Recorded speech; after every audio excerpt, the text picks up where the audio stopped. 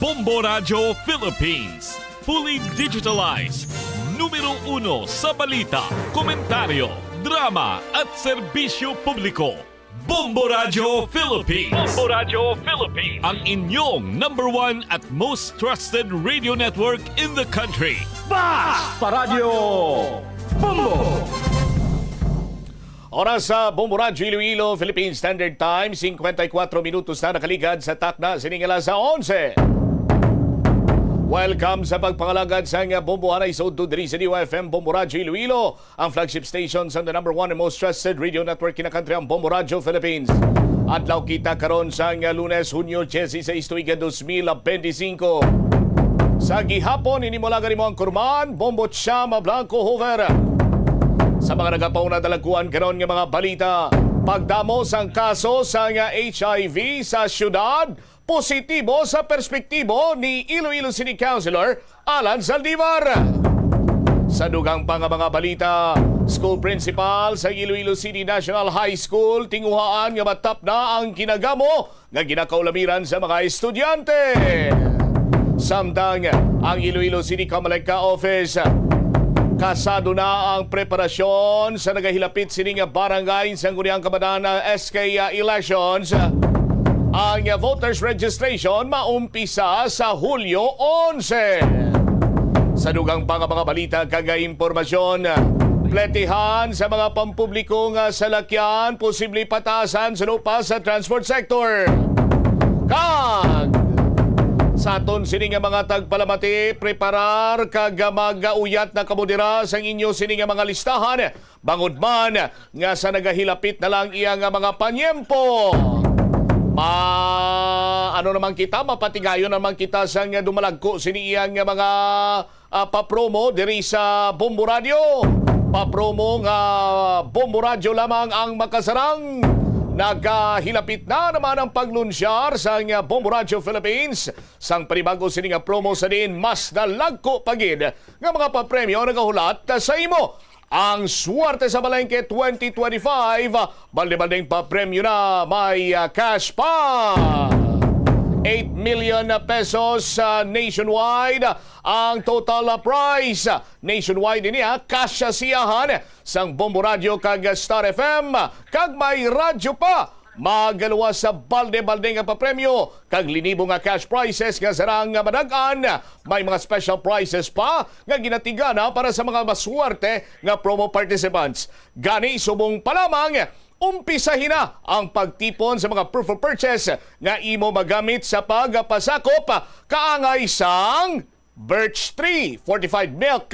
Magtipon sang empty sachet sang Birch Tree 45 33 grams pack ukon twin pack sang Birch Tree fortified. San Miguel Pale Pilsen magtipon sa mga tansan sa San Miguel Pale Pilsen 320 ml ukon tansan sa San Miguel Pale Pilsen Grande. Pure Gold Supermarket magtipon sa mga resibo nga hindi magdubo sa 300 pesos ang bili. Purchase o kung sa imo pagbakal umpisa June 25, pasaka ang pizza. Ang dugang siniiya nga mga impormasyon na tuhoy sa exciting kag minilyon or milyon siniiya nga cash prizes nga nagahulat nga another nga papromo naman sa Bombo Radio. Sa aton sini nga mga kabombo inyo bantayan, sa aton sini pa rin nga pagpangalagad sa gihapon diri sa Bombo Radio Iloilo pagkatapos sa mga nagapaunang mga balita. Kaupo naman ang Bombo News Center. Ano bala ang dapat tandaan sa tion nga magbiyahe agod mangin hassle-free ang bakasyon? Yari ang pila ka mga tips. Una, i-check ang health kag travel alert sa napili nga mga lugar. Ikaduwa, magpili isang safe nga accommodation. Mag-research ka magbasa sa mga reviews sa napili nga lugar antes mag-book. Ikatatlo, siguraduhon nga may nagagana nga mobile phone. Ang tanan nga mga upod agod mangin mahapos ang komunikasyon sa tion nga madula ukon kinahanglan nga magbulagay sa dalan. Be prepared in case of emergencies. Siguraduhon nga may backup nga emergency plan nga may medical reimbursement sa tion nga may maospital bangod sa aksidente. Ini nga pahanumdom ang ginadulong sa imo sang the #1 and most trusted radio network in the country, Bombo Radio Philippines. Basta Radio Bombo! Panugyan na rin sa eksperto kon kwarta ang paghambalan. Apesar limitado ang imo abilidad nga mag-invest, ang gamay nga contribution sa investment accounts ang makabulig sa imo nga maggamit ang earned money nga maka-generate sang dugang nga income. Ikonsiderar ang pagbukas ng retirement account o kon iban nga investment account. Ini nga pahanumdom ang ginadulong sa imo sang the number 1 and most trusted radio network in the country. Ito ang Bombo Radio Philippines. Fully digitalized. Numero 1 sa balita, komentaryo, drama at serbisyo publiko. Bombo Radio Philippines. Bombo Radio Philippines. Ang inyong number 1 at most trusted radio network in the country. Basta Radio Bombo! This is Bombo Network News Noontime Edition broadcasting live at Bombo Radio Broadcast Center, Makati City, Philippines. Ngayon ay araw na Lunes, ikalabing-anim sa buwan ng Hunyo taong 2025. Sa ulo ng ating mga balita. Sa ating mga pangunahing balita, ang Philippine Embassy magkakalubuli ng psychosocial intervention sa mga overseas Filipino workers sa Israel na apektado ng gyera. Emergency hotlines binuksan na rin ng Department of Migrant Workers. Ang Department of Education walang nakikitang problema sa bagong school calendar na ipinatupad. Bagong patakaran sa suspension ng klase isasagawa ngayong school year. Abangan din mamaya maulang panahon, inasaan pong mararanasan sa ilang parte ng Pilipinas kasabay ng pagbubukas ng klase ngayong Lunes. Flood warning itinas din ngayong araw sa 8 rehiyon sa buong Pilipinas. Constitutional law expert nagbabala sa posibilidad na maipawalang bisa at ibasura ng Korte Suprema ang impeachment trial laban kay Vice President Sara Duterte. Abangan sa ating provincial report mamaya, binata patay matapos sakalin ng sariling kapatid. Nangyari ho yan sa may South Cotabato. At sa ating international news naman, United States President Donald Trump tinutulan ang plano ng Israel na patayin ang supreme leader ng Iran. Ipinag-utos din ng presidente ang pagpapalawak sa deportation sa mga ilegal na imigrante sa Estados Unidos. Para sa ating mga NBA fans, abangan humamaya sa ating sports balita, Indiana Pacers planong ibulsa ang Game 5 sa kabila ng home court advantage ng Oklahoma City Thunder. Live, nationwide via satellite, dumako tayo sa detalye ng ating mga balita. Muling inactivate ng Philippine Embassy to Israel ang pagbibigay ng psychosocial support sa mga Pinoy na mangangailangan nito sa gitna ng napapatuloy na palitan ng airstrike ng Israel at ng Iran. Ang kay Ambassador Eileen Mendiola Rao ng Philippine Envoy to Israel sa exclusive interview ng Bombo Radio Philippines, dati na nila itong ginagawa, ngunit sa mga nakaraang pagkakataon ay madali na ang mga request para sa nasabing serbisyo. Pero dahil sa mas agresibong pag-atake ng Iran at mayroon pang mga kababayan nating direktang naapektuhan ng mga pagsabog, minabuti nilang paigtingin pa ang ganitong tulong para sa mga nangangailangan. Narito pong bahagi ng kanyang pahayag. Since October 20, nung nangyari po yung October 7, nagkaroon na po ng psychosocial program ang embassy. Ngayon, itong period na time na to, actually maglo-launch nga kami ng panibagong psychosocial program. Ito din ho ay in partnership with the Catholic Church dito sa Israel para magamit din namin yung mga venues nila. And we also partner with the other church groups and organizations ng community where we will be fielding even online po and some in-person psychosocial O narito ay isang Pilipino pong nakaligtas matapos magtago sa isang bomb shelter nang tumama ang isang missile sa kanyang tirahan. Dahil sa pinsala sa kanyang bahay, siya ay pansamantalang inilipat sa isang hotel dyan sa may Tel Aviv. Bukod dito, may iba pang mga tulong na available mula sa embahada at iba pang government agencies para sa mga Pilipino na apektado ng gyera. Ang embahada ay patuloy naman na nananawagan sa mga Pilipino sa Israel na manatili sa mga ligtas na lugar tuwing mayroong mga missile alert. Yung aming mga ATN officers po, ang OWA at saka ang MWO po dito sa Israel, stand ready to talk to the people para mapakampante ng konti yung kanilang na niloloob.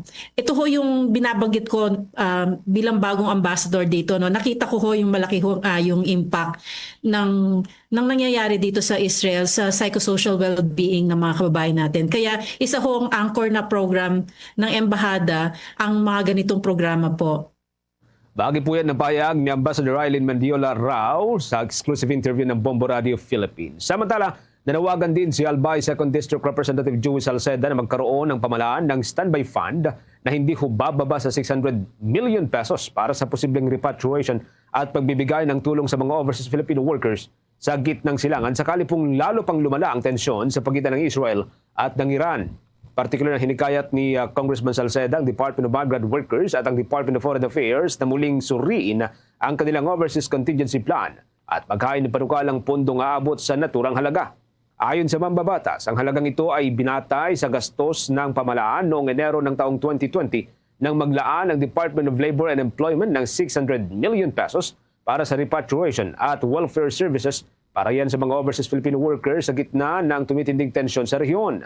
Ibinabala rin ni Congressman Salceda ang epekto ng patuloy na palitan ng missile attack sa pagitan ng Israel at ng Iran na nagdudulot ng pangamba sa posibleng pagtaas ng bilang nitong mga sibilyan na apektado. Tinukoy din niya na may tinatayang 2.16 million Pilipino ang nagtatrabaho sa ibang mga bansa kung saan higit sa 1/4 ang nasa gitnang silangan, 1/3 ay nasa Middle East. Kasama na ang Saudi Arabia na may higit 20% ng kabuang bilang at ang United Arab Emirates na rin pong mahigit sa 13%.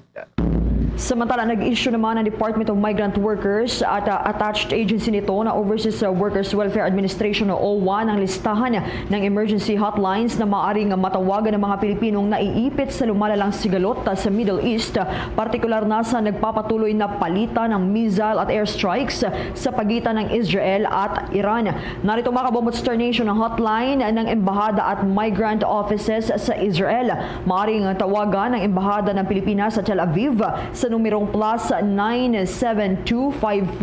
97254-466-1188. Nakikita nyo dyan sa inyong mga screens sa ating mga viewers sa Facebook.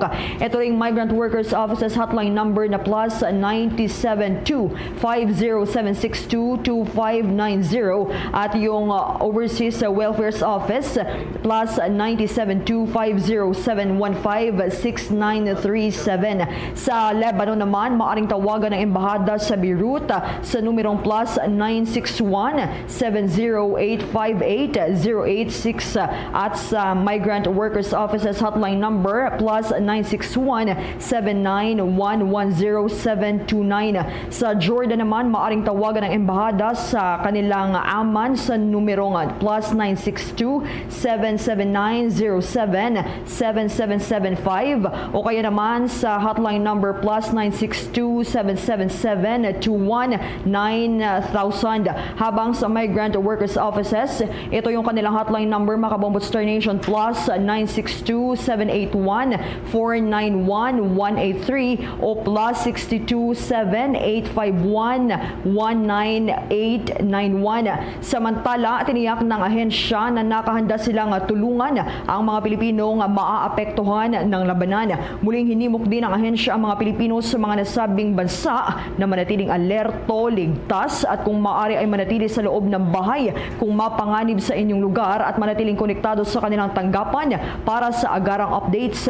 Hinihimok din ng mga Pilipino na iwasang magbahagi ng hindi kumpirmadong impormasyon para maiwasan ang kalituhan. Matatandaan noong Hunyo 13 muling sumiklab ang sigalot sa pagitan ng Israel at Iran matapos tamaan ng airstrikes ng Israel ang nuclear at military facilities ng Iran na kumitil sa ilang matataas na lider ng Islamic Republic.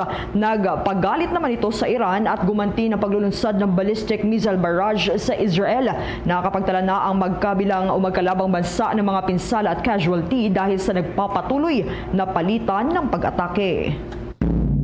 Sa iba ho tayong mga balita mga kabombo, isa hong constitutional law expert, pinabulaanan na hindi maaring panghimasukan ng hudikatura yung proseso ng impeachment proceeding at yung pong pagsasagawa ng impeachment trial laban kay Vice President Sara Duterte. Posibleng may pawalang bisa raw at ibasura ng Korte Suprema. May update po dyan si Bongbong Grant Hilario.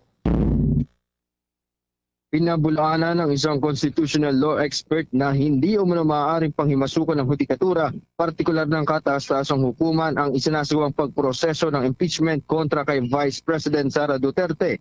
Mariing inihayag ni Attorney Jennifer Reyes, eksperto pagdating sa saligang batas, ang kanyang paglilinaw na ang Korte Suprema ay may karapatan upang magsagawa ito ng sariling hakbang ukol sa proceedings ng impeachment. Anyay, ang ganitong uri ng pagdinig o paglilitis sa isang opisyal ng gobyerno, bagamat at kahit pa sariling inisyatibo o sui generis ng Senado, hindi pa rin raw ito exempted sa judicial review ng naturang sangay ng pamahalaan. Ang kanyang pahayag nito ay iniugnay sa naganap na pagproseso ng impeachment proceedings kung saan nabanggit ang ukol sa isang maaaring pagbasehan na kaso sa Estados Unidos. Narito ang tinig at paliwanag ni Attorney Jennifer Arlene Reyes, Constitutional Law Professor. May sinasite kasi sila na US case US versus Nixon daw na sinayad sa kaso ni Francisco versus House of Representatives. But then again, I read the full text of the said case. This is a lengthy case. And sinabi mismo ng Korte Suprema sa kaso na yon that an impeachment proceeding, even if it is sui generis or a class of its own, it is not exempted to judicial review. Kaya naman dahil dito, mariin pang sinabi ng naturang abogado na kung sakaling makita ng irregularidad o paglabag sa saligang batas ang pagsasagawa ng impeachment, ang Korte Suprema ay maaaring umaksyon hinggil rito. Ani ay posibleng iatas ng kataas-taasang hukuman na ito'y maipawalang bisa o maibasura na lamang sa oras na mapatunayan at mapag-alaman na hindi naaayon sa probisyon ng batas ang pagpapatuloy ng impeachment proceedings. Kaya kanyang binigyang din na hindi at akma at maling sabihin na ang hudikatura ay walang karapatan hinggil sa proseso nito sa kadahilanan na ikinukonsidera ito bilang isang political process lamang. Narito muli ating pakinggan ang tinig ni Attorney Jennifer Arlene Reyes, isang constitutional law expert. Kapag nag-violate ng probisyon ng saligang batas ang impeachment court or ang impeachment proceeding, maaaring i-nullify ito ng Korte Suprema. So sa mga nagsasabi na hindi pwedeng pakialaman ng Korte Suprema ang impeachment court because it is a political process, that is incorrect. Maling-mali yun. Samantala, maalala na nitong nakaraan lamang ay mayroong grupo ng mga abogado sa pangunguna ni Attorney Israelito Torreon na naghain ng petisyon sa Korte Suprema kung saan kanilang isinumite ang petisyong naglalayo na may pawalang bisa o may basura na lamang ang impeachment trial laban kay Vice President Sara Duterte.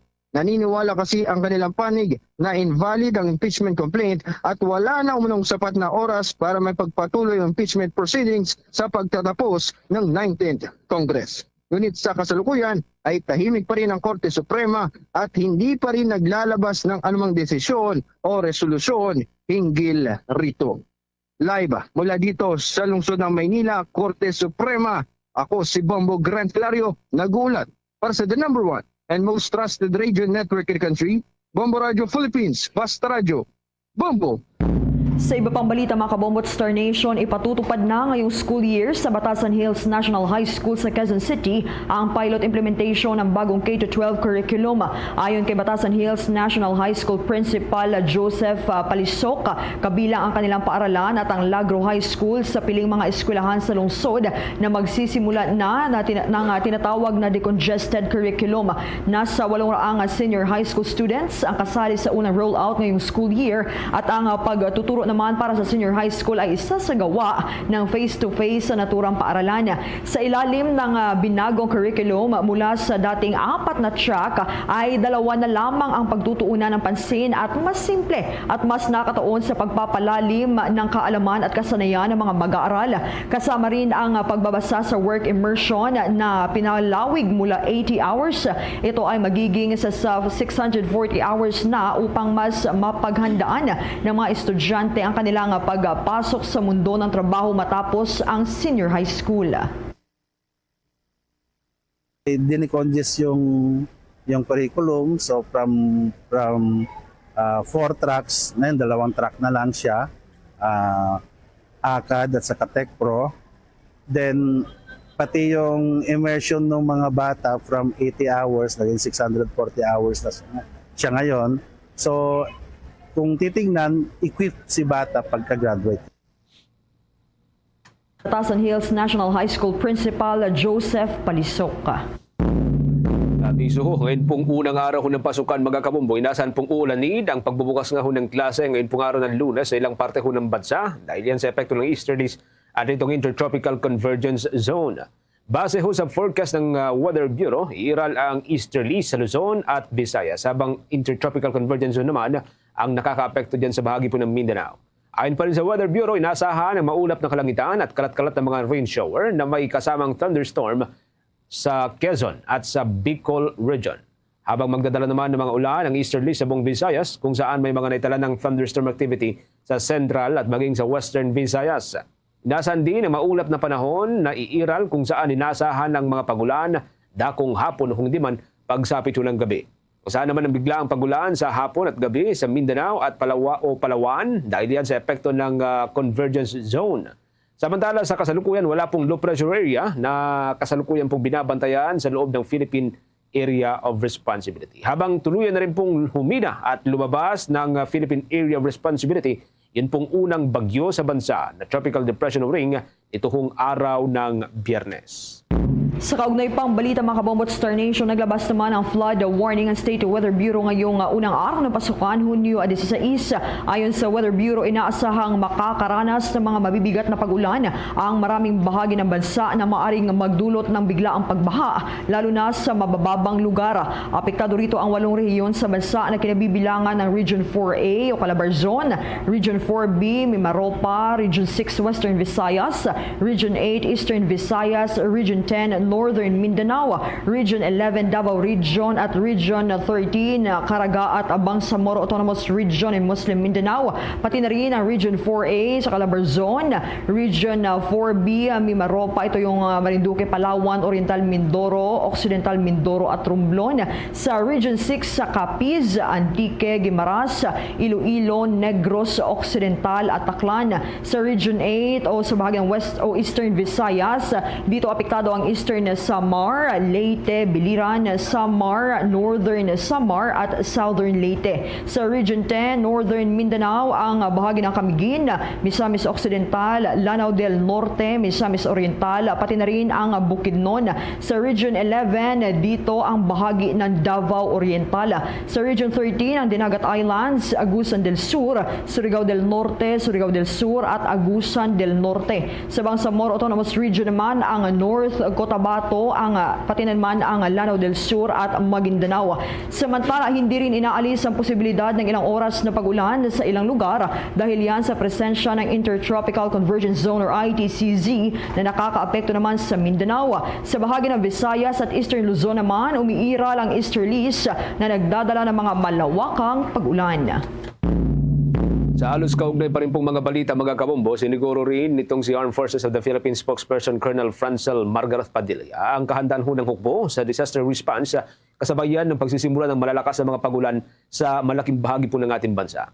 Ayon kay Padilla, bago pa man ang pagkakadeklara ng pag-iral ng tagulan sa Pilipinas, inihanda na ng Armed Forces of the Philippines ang lahat ng mga kagamitan na magagamit sa tuwing may mga kalamidad. Kasama rin dito ang pagsasanay sa mga sundalo sa larangan ng disaster response o pagtugon sa mga kalamidad. Regular din anyang sumasailalim sa advanced training ang mga sundalo para masanay sa mga serye ng operasyon tulad po ng water search and rescue, casualty evacuation at ang pagkahatid ng first aid sa mga biktima ng kalamidad. Anya, mayroong unified command at maging mga task force ang sandatahang lakas na nakahandang tumugon sa mga kalamidad habang mahigpit din ang koordinasyon at maging ang kolaborasyon nito sa bawat ahensya para sa isahan at mabilisang pagtugon sa tuwing kinakailangan. Nakapreposisyon na rin ang mga asset at mga personnel sa mga lugar na natukoy bilang tinatawag na high risk o ito yung mga may mataas na banta. Ang mga ito ay nakahanda pong i-deploy anumang oras. Dagdag pa ng colonel o ng opisyal, mayroong sapat na logistical capacity ang hukbo para makapaghatid ng tulong kung yan po'y kinakailangan, kahit pa doon sa mga malalayong lugar.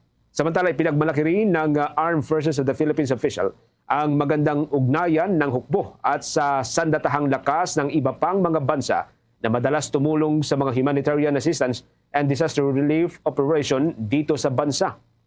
Kasama ho rito ang Japan na kamakailan lamang ay kasama ng Armed Forces of the Philippines na pumirma sa Reciprocal Access Agreement para yan sa mas malawak na military partnership.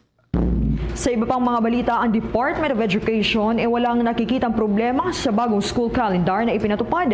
Ang bagong patakaran naman sa suspensyon ng klase isa sa gawa na ngayong school year. May mga balita dyan si Bombo Isa Cotoner.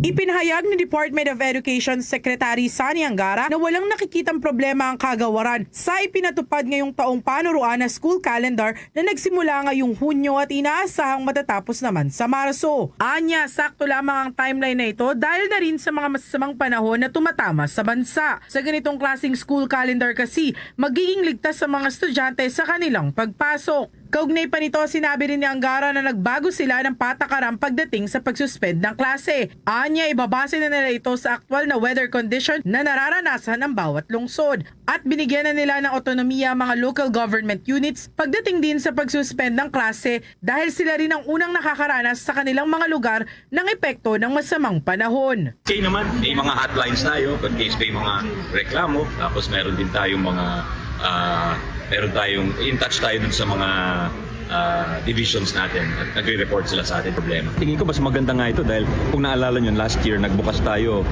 end of July, July 29 or something like that. Baha na tayo. Alahati ng mga, I think 3 or 4 cities dito nag-declare ng state of calamity. Valenzuela, Malabon.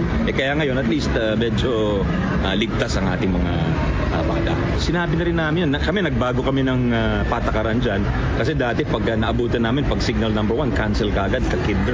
Iniba na namin yan, sabi namin, depende na yan sa actual weather conditions. Nasa bawat lungsod na para kung gusto nila mag-cancel. Ngayong araw, opisyal nang nagsimula ang klase sa iba't ibang bahagi ng bansa para sa school year 2025-2026. Ipinahayag ng mga opisyal ng kagawaran na sa kabila ng mga hamon ngayong pagpasok ng taong panuruan, nananatiling nakatuon ang ahensya sa pagpapabuti ng kalidad ng pagkatuto at sa pagtitiyak ng ligtas at inklusibong edukasyon para sa lahat. Para sa Bombo Network News, Bombo Isa Cotoner, nagulat para sa number 1 and most trusted radio network in the country, Bombo Radio Philippines. Basta radyo, Bombo!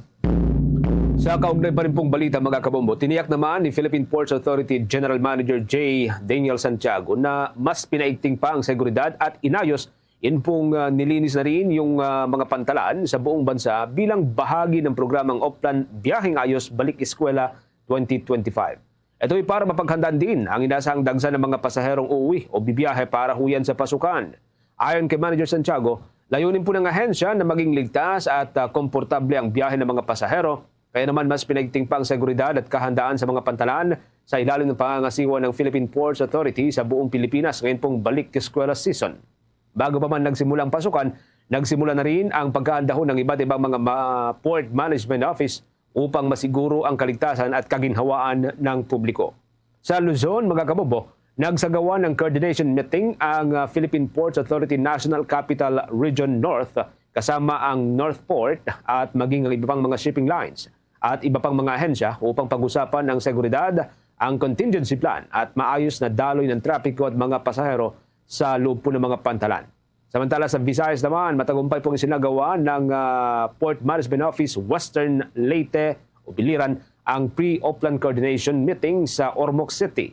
Nakatugon po ito sa seguridad, pamamahala sa pasahero at iyong emergency protocol sa Port of Ormoc. Nagsagawa rin ng inspection ng Port Police Division sa mga pantalan upang tiyakin ang kahandaan ng mga kagamitang panseguridad at mga hakbang para yan sa sakuna ngayon pong tagulan. Sa mga pantalan sa Mindanao, nagipagtulungan din ang Port Management Office ng agusan sa mga law enforcement agencies at mga port stakeholder para palakasin yung pong seguridad at panatilihin ang maayos na kalagayan ng security equipment. May mga isinagawang refresher lecture, mga post-to-post inspection at maging yung tinatawag na access control drill. Sa pamagitan po ng mga hakbanging ito, mula sa iba't ibang mga Port Management Office sa bansa, pinatitibay ng Philippine Ports ang layunin nitong magbigay ng ligtas at maayos na serbisyo para huyan sa publiko. Iba pang mga balita mga Kabombot Star Nation, disclaimer muna sa ating mga listeners and viewers, trigger warning, lalo na't medyo sensitibo po ang ating balita sa mga oras na ito, lalo na sa area ng mental health. Napigilan ng Metropolitan Manila Development Authority at Manila Police District ang tangkang pagtalo ng isang babae sa footbridge na Recto Avenue sa Maynila ngayong araw, ika-16 ng Hunyo. Unang napansin ng mga dumadaan sa naturang footbridge ang kakaibang kilos ng naturang babae hanggang sa ipinaabot nila ito sa mga enforcement enforcer ng MMDA at mga pulis na nasa lugar. Agad naman kinausap ng mga ito ang naturang babae upang ilayo mula sa footbridge, ngunit nagpumilit umino siya habang umiiyak. Kinalaunan, dumating ang kanyang asawa sa naturang lugar at tuluyan siyang kinausap. Batay naman sa impormasyong inilabas ng mga otoridad, nababalisa ang naturang babae dahil sa umano'y pagnanais ng kanyang asawa na iwanan siya kasama ang dalawa nilang anak. Meron na ho tayong 25 minutes makalipas ang alas 12 ng katanghalian. Inanunsyo ngayong araw ng Partido Demokratiko Pilipino Lakas ng Bayan o kilala ho sa pinaikling tawag na PDP Laban ang tuluyang pagbaba nitong si Senator Robin Hood Padilla sa kanyang posisyon bilang party president. Ito ay upang makapag-focus umano siya sa kanyang trabaho sa papasok na 20th Congress o darating ho na Congress. Sa liham na pinadala ni Padilla kay PDP Laban Vice Chairman Alfonso Cusi, binigyang diin ng senador na ibinigay niya ang lahat ng kanyang makakaya sa nakalipas na May 2025 elections. At ngayon ay nais na rin naman niyang mag-focus sa kanyang papel bilang senador ng Pilipinas. Hindi rin naging madalian niya ang kabuuan po ng pangangampanya sa nakalipas na halalan, kaya't tuluyan siyang nagdesisyon na bumaba muna sa posisyon. Sa kabila nito ay nangako naman si Senator Padilla na mananatili siyang committed sa PDP Laban at magpapatuloy ang kanyang katapatan kay dating Pangulong Rodrigo Duterte. Siya po ang nagsisilbing chairman ng naturang partido. Samantala, magsisilbi namang acting president itong si Davao City Vice Mayor-elect Sebastian Baste Duterte, kapalit po ni Senator Robin. Si Mayor Baste ang dati hong nagsisilbi bilang executive vice president ng naturang partido. Nagbabala si Albay 2nd District Representative Joey Salceda na posibleng tumaas ang presyo ng abono sa Pilipinas dahil sa patuloy na kaguluhan sa pagitan ng Israel at Iran, isang salik na maaaring magpataas rin ang presyo ng pagkain sa bansa. Ayon kay Salceda, humigit kumulang 66% ng iniimportang fertilizers ng Pilipinas ay nitrogen-based, partikular ang urea, kung saan isa sa mga pangunahing supplier ay ang Qatar. Ngunit dahil sa banta ng paglala ng tensyon, kabilang na ang posibleng pagsasara ng Strait of Hormuz, nasa 510 miles lamang ang layo nito mula Qatar na maaring umanong maantala o magmahal ang shipping ng fertilizers mula sa rehiyon ng Gulf. Paliwanag yan ng mambabatas. Hinimok ni Salceda ang Department of Agriculture, Bureau of Plant Industry at National Food Authority na maglaan ng pondo para sa contingency logistics at buffer stock ng abono sa kanilang mga budget proposal para yan sa taong 2026. Dagdag pa ni Salceda, kailangang i-update ng mga ahensyang ito ang kanilang fertilizer sourcing strategies at humingi ng pondo para yan sa logistics resilience. Lalo na pag-uusapan na sa muling pagbubukas ng Kongreso sa buwan ng Hulyo ang panukalang pambansang budget para yan sa taong 2026. Update pa po tayo sa ilan pang mga balita mga kabumbok. Ngayon pong araw, si Pangulong Marcos ipinagutos sa Department of Education na bigyang prioridad ang magandang serbisyo, sapat na tubig, kuryente sa mga paralan dito ho sa ating bansa. Target din po makapag-hire ng hanggang sa 20,000 mga bagong kaguruan. Good news mula ho sa Pangulo. Si Bumbuan na para po sa detalye ng balitang yan. Pinasisiguro ni Pangulong Ferdinand Marcos Jr. sa Department of Education na tiyakin ang magandang serbisyo, partikular ang tubig, kuryente sa mga paaralan sa buong bansa. Binisita ni Pangulong Marcos kaninang umaga ang Epifanio de los Santos Elementary School sa Maynila, kung saan personal nitong inalam ang sitwasyon sa unang araw ng pasukan at kung ano pa ang mga pangangailangan. Inikot ng Pangulo ang mga classroom kung saan nagkaroon ito ng pagkakataon na magkaroon ng interaksyon sa mga batang mag-aaral. Siniguro naman ng Presidente na buo ang suporta ng gobyerno lalo na sa education sector. Inatasan din ni Pangulong Marcos ang Department of Health, Department of Social Welfare Development, Department of Trade and Industry at Department of Transportation na tulungan ang Department of Education ngayong pasukan na. Inihayag naman ni Department of Education Secretary Sani Angara na pinatitiyak ng Pangulo sa kanila na maayos ang water service para sa mga eskwelahan para sa kaligtasan at kalinisan ng mga estudyante. Nais din anya ng Pangulo na gawing prioridad ang pagsasaayos at paglilinis sa mga palikuran sa mga paaralan dahil nababahala umano ang Pangulo sa posibleng sakit na makuha ng mga bata dahil sa kawalan ng supply ng tubig at maduming palikuran. Pakinggan natin ang pahayag ni Pangulong Ferdinand Marcos Jr. Magpapasalamat ako sa lahat ng mga teacher. Meron tayong nadagdagan tayo. Ang lahat-lahat, kukuha tayo ng bagong guro ng mga 20,000. Kasi as it is, nakapagkuha na tayo. Meron na tayong bagong 16,000 na mga guro para mabawasan ang administrative duties ng bawat teacher. Yeah. All right. So, tapos dadagdagan natin yung administrative officer. Kaya lahat ng mga teacher, naging teacher kayo para magturo, makakapagturo kayo ng mabuti. Kung ano pa ang inyong nakikita na pwedeng pagandahin pa, sabihan nyo kami. Sabihan ninyo ang DepEd na representative ninyo kahit sa LGU hanggang sa region para malaman namin mga superintendent ninyo ay ibigay ninyo kung ano man ang sa inyong palagay ay maaari namin pang gawin para maging mas magandang takbo. Anyway, first day pa lang pero nakabantay kami sa inyong lahat para tiyakin na lahat ng pangangailangan, lalong-lalo na ng ating mga kabataan, ay kahit papaano maipaabot namin. Maraming salamat sa inyo. Congratulations.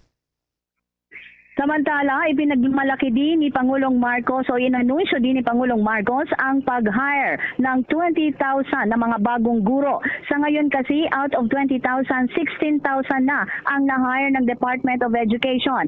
Inatasan din ng Pangulo ang Department of Information Communication Technology na palawakin pa ang internet coverage sa mga paaralan. Sa ngayon kasi, 60% pa lamang ng mga eskwelahan ang mayroong internet. Pinatutugunan din ng Pangulo ang problema sa kuryente kung saan prioridad ang mga undeserved na mga lugar o mga malalayong lugar sa bansa. Pinatutukan naman ng Pangulo sa Department of Social Welfare Development ang kaso ng bullying at mental health problems sa mga paaralan. Kinumpirma ng Pangulo na sisimulan na ng gobyerno sa susunod na buwan o buwan ng July ang feeding program. Mula sa Malacanang, Bombo Anani Montaño Soberano nag-uulat para sa number 1 and most trusted radio network in the country, Bombo Radio Philippines, Basta Radio, Bombo.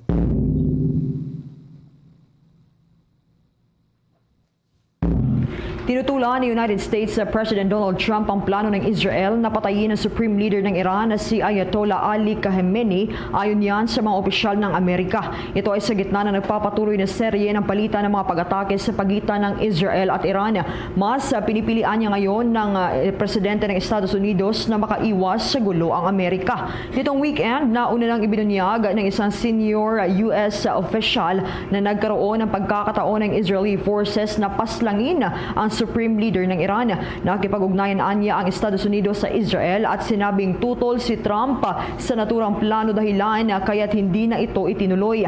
Anya posigido ang Presidente ng Estados Unidos na mapahupa ang tensyon at naging maingat lamang sa pakikialam sa panibagong giyera sa gitnang silangan at nakikiramdam sa changing politics ng kanyang partido. Subalit ayon naman sa tagapagsalita ng Israeli Prime Minister na si Benjamin Netanyahu, fake news o walang katotohanan ng mga ulat hinggil sa pagtutol umano ni Trump sa plano ng Israel. Nauna na ngang itinanggi ni Trump ang pagkakasangkot ng Amerika sa pag-atake sa Iran, subalit posible anya na ma-involve sila pero hindi sa ngayon. Sa iba pang mga usapin, nanawagan si United States President Donald Trump na palawakin pa ang mga hakbang ng pamahalaan upang paalisin ang mga iligal na mga imigrante sa Amerika, lalo na sa mga lungsod gaya ng Los Angeles, Chicago at New York kung saan patuloy ang mga protesta laban sa immigration raids. Bagamat hindi siya nagbigay ng detalye kung paano niya palalakasin ang deportation efforts, kasunod ito ng pagpapadala niya ng National Guard at United States Marines sa Los Angeles upang mapanatili ang kaayusan na isang hakbang na tinutulan ni California Governor Gavin Newsom.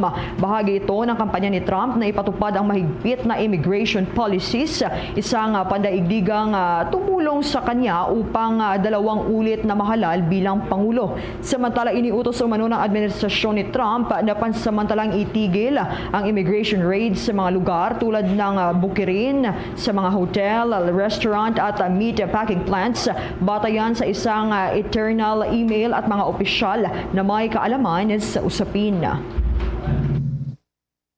Mas naging exciting na ang laro dahil tabla na ang serye sa 2 games apiece. Hindi bumitaw ang Thunder sa kanilang must-win situation sa Game 4. Samantalang ang Pacers ay nag-collapse sa pinakamahalagang yugto ng laro. Ngayon, at babalik na ang serye sa home court ng OKC. Sino ang mangibabaw para makuha ang pinaka-importanting Game 5 sa NBA Finals 2025? Oklahoma City Thunder versus Indiana Pacers. Abangan ang mga update ng NBA Finals Best of 7 Series sa 32 fully digitalized Bombo Radio at Star FM stations in 25 key areas nationwide. Basta Radio Bombo! Update po tayo sa NBA. Para ho sa mga NBA fans, mga kabombo, target ho ng Indiana Pacers na ibulsa ang Game 5 upang iposte ang 3-2 lead laban ho sa karibal na Oklahoma City Thunder. Ito'y sa kabila ng home court advantage ang Thunder habang hawak ang momentum mula sa Game 4 win dun ho sa may Indiana. Sa isang panayam kay Pacers center Miles Turner, binigyang diin niyang hindi magiging hadlang sa Indiana ang posibleng galit ng mga fans ng Oklahoma kasabay po yan ng nakatakdang Game 5. Sa katunayan niya, ito ang isa sa pangarap ng mga NBA player, ang makapaglaro sa home court ng kalaban at gumawa ng makasaysayang panalo. Gihit po ng big man, isa sa mga pangunahing taktika na susundin ng koponan ay ang maayos na koordinasyon. Tiyakan niyang maging mahirap ang laban, ngunit siniguro niyang makikipagbakbaka ng Pacers para maiuwi ang kanilang panalo. Samantala sa exclusive interview ng Bombo Radio Philippines kay basketball analyst Rex Alba, direktamente mula po sa Estados Unidos, binigyang din niyang magiging malaki ang papel dito ng all-around player na si Tyrese Haliburton at ang sentro ng Pacers na si Miles Turner. Habang magandaan niyang opensang pinangunahan naman nitong si Haliburton sa hardcourt, kailangan ding iposte nitong si Turner ang all-around na depensa tulad po ng mga shot blocks, mga rebounding at maging yung mahigpit na paggwardya sa mga Thunder shooter. For the Oklahoma City Thunder, the momentum of their home crowd and the crucial win in Game 4, Shai Gilgeous-Alexander, who by the way is climbing up the ladder to be the Finals MVP, will be the cornerstone of their deep offense. His scoring ability combined with his agility and size makes him a constant threat. Expect him to attack the rim and draw fouls while also being a key player in transition. The matchup between the benches will also play a significant role. The Pacers bench will need to provide a scoring spark to maintain momentum. Conversely, the Thunder's depth, featuring their key players, will be tasked not only scoring but also providing defensive intensity. Ayon ba kay Alba, isang crucial win para ho sa Thunder kung magawa nilang ibulsa ang Game 5 laban sa Indiana Pacers. At yung mahalagang papel nitong si Thunder guard Shai Gilgeous-Alexander upang iposte ang magandang scoring run ng kupunan at ibulsa ang naturang panalo. As Game 5 approaches between the Indiana Pacers and Oklahoma City Thunders, the anticipation builds for what promises to be a gripping encounter. In this forecast, we delve into key player contributions and strategies that could shape the outcome. The Indiana Pacers will rely heavily on their dynamic duo of Tyrese Haliburton and Miles Turner. Haliburton's playmaking ability will be crucial. His vision on the court and knack for creating shots will help open up the Thunder's defense. Look for him not only score but also facilitate for his teammates, potentially racking up double-digit assists. Miles Turner, on the other hand, will be pivotal in the paint, both defensively and offensively. His shot-blocking prowess can disrupt the Thunder's drives, while his ability to stretch the floor with his shooting can create mismatches that the Pacers can. Bahagi pa rin po ng pahayag ng basketball analyst si Rex Alba sa exclusive interview ng Bombo Radio Philippines. Sa bagay ito mga Bombo Star Nation, kuha pa tayo ng ilang mga balita sa ating news team. May huli ka online application. Formal nang inilunsad ngayong araw ng Metropolitan Manila Development Authority. Si Chief Philippine National Police General Nicolas Torre III, suportado ang aplikasyon upang magamit din ng kanilang hanay ang SISTE para sa kanilang 5-minute response team. May mga balita dyan si Bombo Bea Piniza. Formal nang inulunsad ngayong araw ng Metropolitan Manila Development Authority ang paggamit ng online application na tatawaging May Huli Ka App na siyang layong magamit ng mga motorista para kanilang ma-check kung mayroon nga ba silang mga ongoing violations na siyang nahuli ng mga CCTV cameras ng tanggapan para sa patuloy na umiiral na no contact apprehension policy. Bago nito ay inimbita rin ni MMDA Chairman Atty. Romando Donartes si Philippine National Police Chief Police General Nicolas Torre III para naman ipakita kung paano ito makakatulong sa inisyatibo ng hepe na mapabilis ang response time ng kanilang hanay sa Kalakhang, Maynila. Ayon kay Artes, nakatakda na makipag-ugnayan ng kanilang tanggapan sa Philippine National Police para sa tie-up na gagawin sa paggamit ng naturang siste para naman sa 5-minute response time ng mga kapulisan. Pagtitiyak ni Artes sa Philippine National Police, malinaw ang mga kamera sa magagamit ng PNP para sa crime prevention at crime solving ng kanilang hanay at para na rin sa mas mabilis na pagresponde ng mga pulis sa mga aring krimen na makikita sa pamamagitan ng mga kameras na ito. Huwag na yan, pakinggan natin ang mga bahagi na pahayag ni MMDA Chairman Atty. Romando Donartes. Nandito si Chief PNP, mamaya mag-uusap kami regarding pag-tie up. Mag-uusap muna kami kung paano gagamitin. Pero rest assured na yung CCTV cameras ng MMDA malinaw na at magagamit po ng PNP for crime prevention and crime solving. At sisiguraduhin ko po sa inyo na malinaw po yung CCTV footage na magagamit ng PNP. Samantala, lubos namang nagpasalamat si Torres sa MMDA dahil sa pagpayag na magamit ang kanilang pasilidad at kapasidad para sa kanilang inisyatibo. Suportado rin ng hepe ang sistema dahil anya sa pamamagitan nito mas mabilis nang mareresolba ang mga krimen at mas magiging agara na rin ang police assistance mula sa kanilang hanay. Layon din ng MMDA na magbigay ng suporta sa anti-crime response ng Philippine National Police. Samantala kanina ay nagkaroon nga ng demo ang hepe at talagang naging epektibo ang naturang tie-up ng dalawang ahensya para sa mabilis sa pagresponde ng mga kapulisan. Isang halimbawa na nga dito, naging mabilis sa pagsagot ng isang pulis sa radyo sa bahagi ng EDSA People Power Monument na siyang dumating sa lugar in less than 3 minutes. Kaugnay yan, pakinggan natin ang mga bahaging pahayag ni Philippine National Police Chief Police General Nicolas Torre III.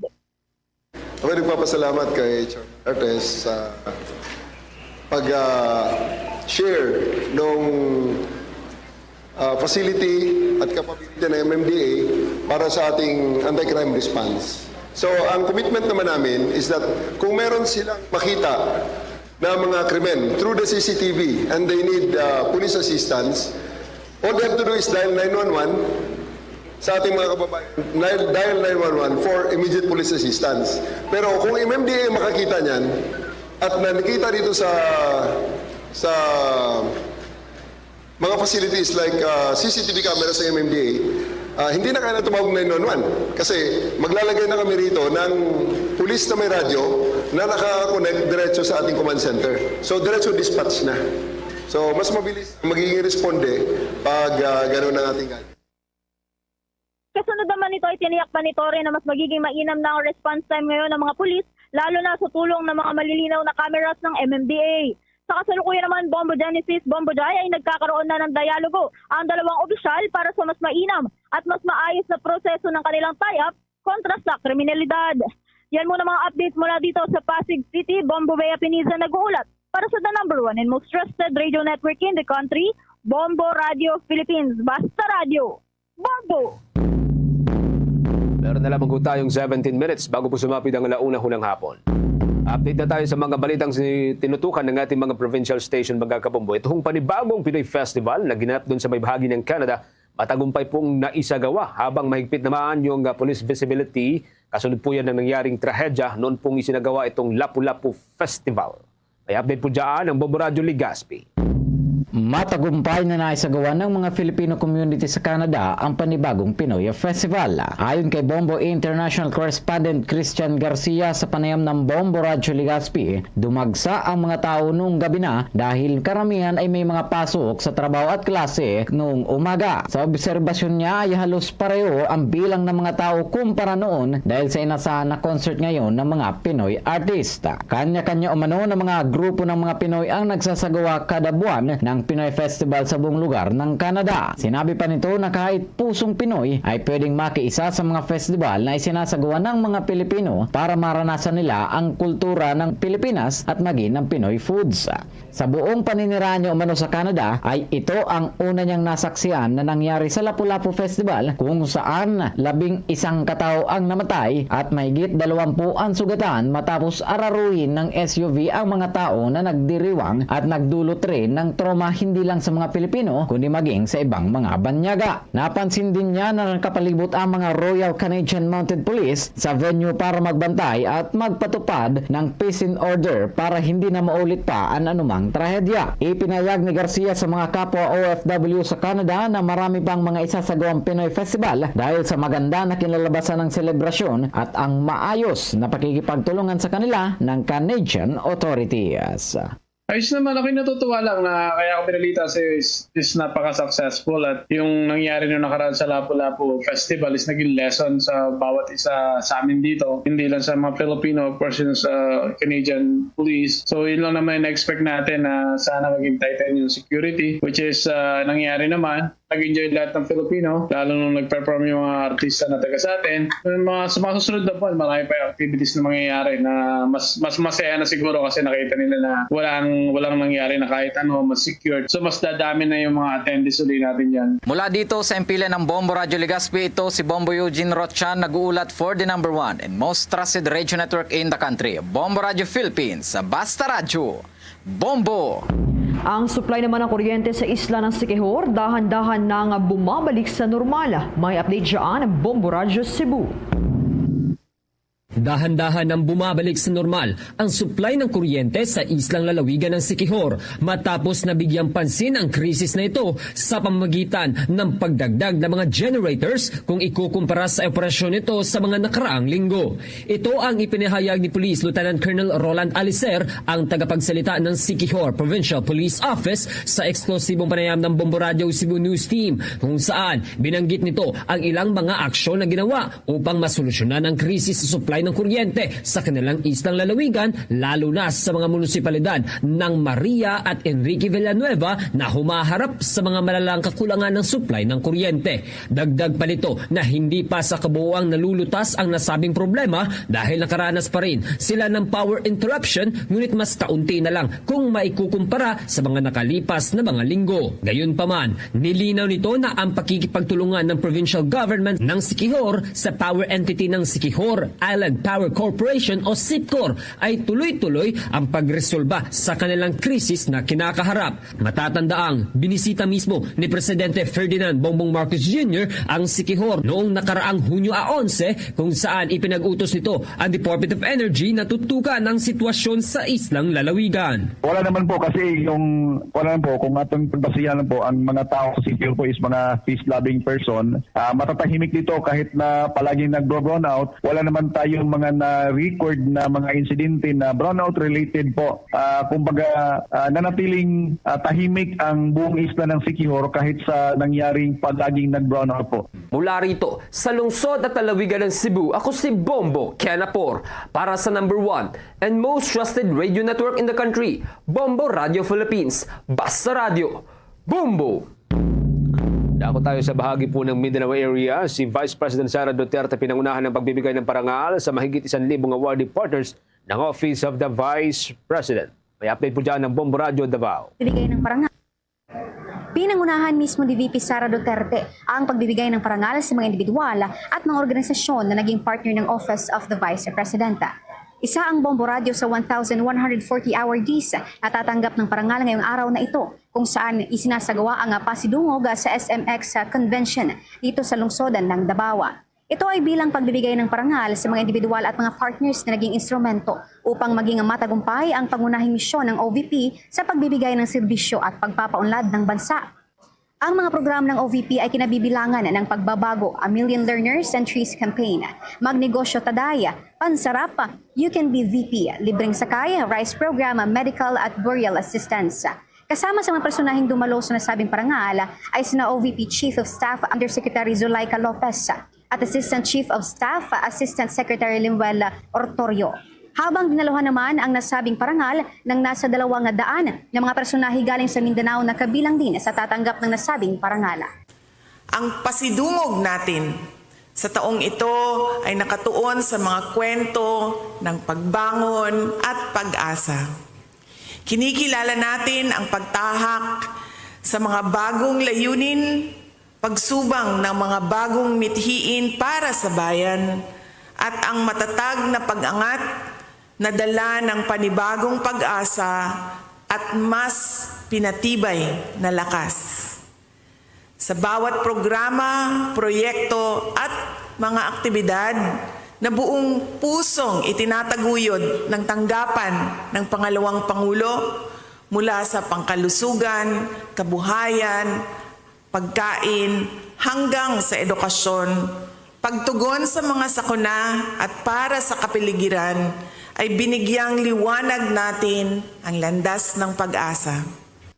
At yan ang ulat mula himpilan ng Bombo Radio Davao para sa Bombo Network News. Bombo Friends Pandilenga para sa the #1 and most trusted radio network in the country. Bombo Radio Philippines. Basta Radio, Bombo.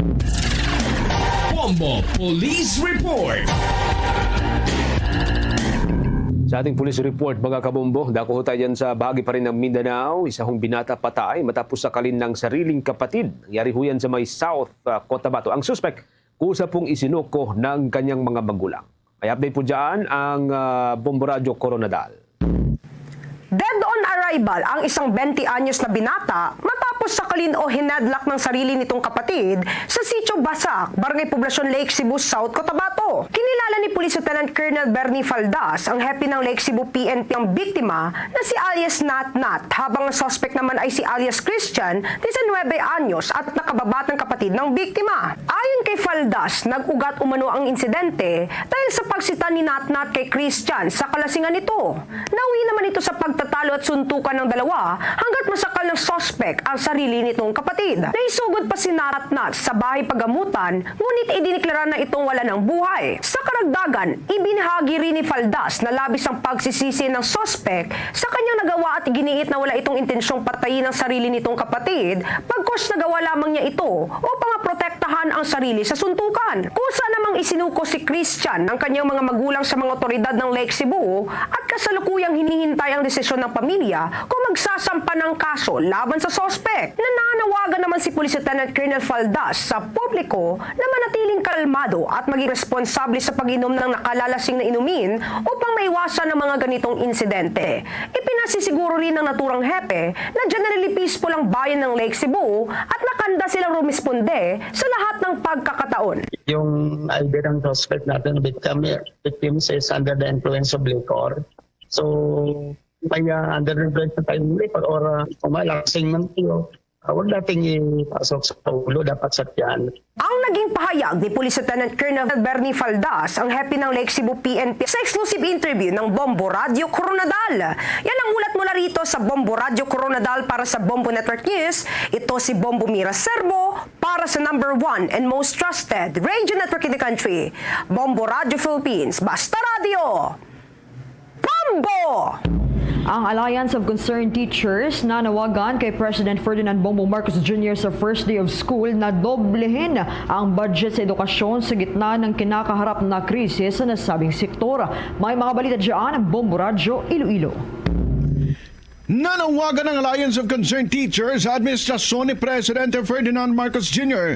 na doblehin ang budget para sa edukasyon sa gitna ng nagpapatuloy na krisis na kinakaharap ng nasabing sektor. Sa panayam ng Bombo Radio Iloilo kay Alliance of Concerned Teachers Chairperson Vladimir Ketua, sinabi nito na malinaw ang mga problema katulad ng kakulangan sa classrooms, guro at learning materials na hindi pa rin nabibigyan ng solusyon hanggang ngayon. Ayon kay Ketua, may kulang pa na mahigit sa 160,000 classrooms sa buong bansa at kailangan din na maghain ng mahigit sa 100,000 na mga guro. Ani Ketua, kailangan matutong pamahalaan sa mga problemang kinakaharap taon-taon lalo na sa edukasyon. Nagpahayag din ng kanyang pag-aalala si Ketua sa pilot implementation ng revised curriculum para sa senior high school program. Sa bagong curriculum, ang 15 core subjects ay ginawang 5. Ito ay ang effective communication o mabisang komunikasyon, life and career skills, general mathematics, general science at pag-aaral ng kasaysayan at lipunang Pilipino. Susubukan ang bagong curriculum sa mahigit 800 mga eskwelahan sa buong bansa. Ayon kay Ketua, bago sanang paglunsad ng bagong programa, mas maiging resolbahin muna ang mga problema ng sistema. Hindi ready ng bumbo ang sektor ng edukasyon, especially mga guro, dahil nga sa matinding kakulangan. No? Kaya ngayon, ongoing yung bisita eskwela ng aming mga kinatawan, si Kong Tino, si Kong Franz, no? Para bisitahin yung mga guro. Kasi may mga reported o ulat talaga na media blackout ang ating mga principal na gustong banggitin sana yung kanilang mga kalagayan sa mga paaralan. Kulang talaga ng mga learning materials, kulang ng guro, kulang ng mga ng mga tinatawag natin mismong gagamitin sa unang araw ng pasukan. Si Alliance of Concerned Teachers Chairperson Vladimir Ketua. Para sa Bombo Network News, ito si Bombo Ayan Gahete. Para sa number 1 and most trusted radio network in the country, Bombo Radio Philippines. Basta Radio Bombo!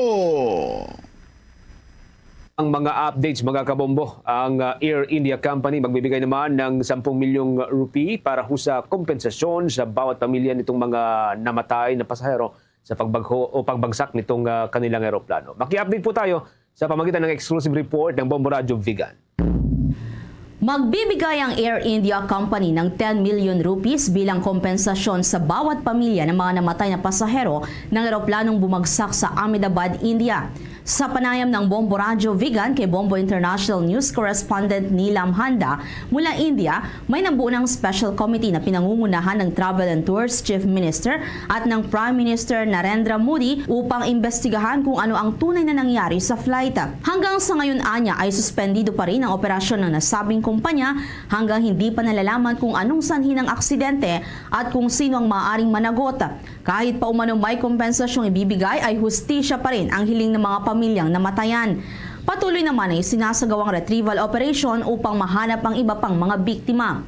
Maaalalang bumagsak ang Air India ilang minutos lamang mula nung mag-take off ito na patungo sa ng London. Mula sa 242 na sumakay ay isa lamang ang nakaligtas, habang sa medical college naman kung saan bumagsak ang eroplano ay mayroon ding 33 namatay. May special committee silang ginawa para mag-investigate kung ano yung talagang nangyari. Tapos na-recover na po nila yung black box ng plane.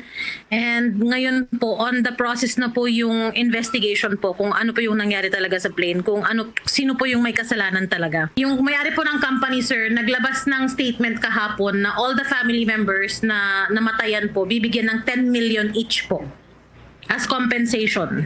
10 million rupees po. Nakasuspend po lahat ng operations nila hanggang po hindi nila malaman kung ano po talaga yung nangyari sa flight. Yung government po, it's taking full action po na gagawin lahat-lahat para maimbestigahan po talaga kung yung airline po yung may kasalanan. Yan ang ulat mula rito sa Bombo Radio Vigan para sa Bombo Network News. Ito si Bombo Maylin Cabanilla para sa number 1 and most trusted radio network in the country, Bombo Radio Philippines. Basta Radio Bombo! Tuloy-tuloy po sa pagsubaybay sa ating 32 fully digitalized AM at mga FM station gamit po ng ating mga social media pages mga kabombo. After po ng Bombo Network News, pwede po niyong subaybayan ng ating mga provincial station and of course pwede po niyong balik-balikan yung kanilang mga programa na hindi po niyo napanood or na-monitor sa mga nakalipas na oras o nakalipas na mga araw. Sa Luzon area, lalo ho dyan sa may Northern Luzon, mga kabombo, pwede po niyong subaybayan ng ating provincial station ho dyan, ang Bombo Radio Kawayan.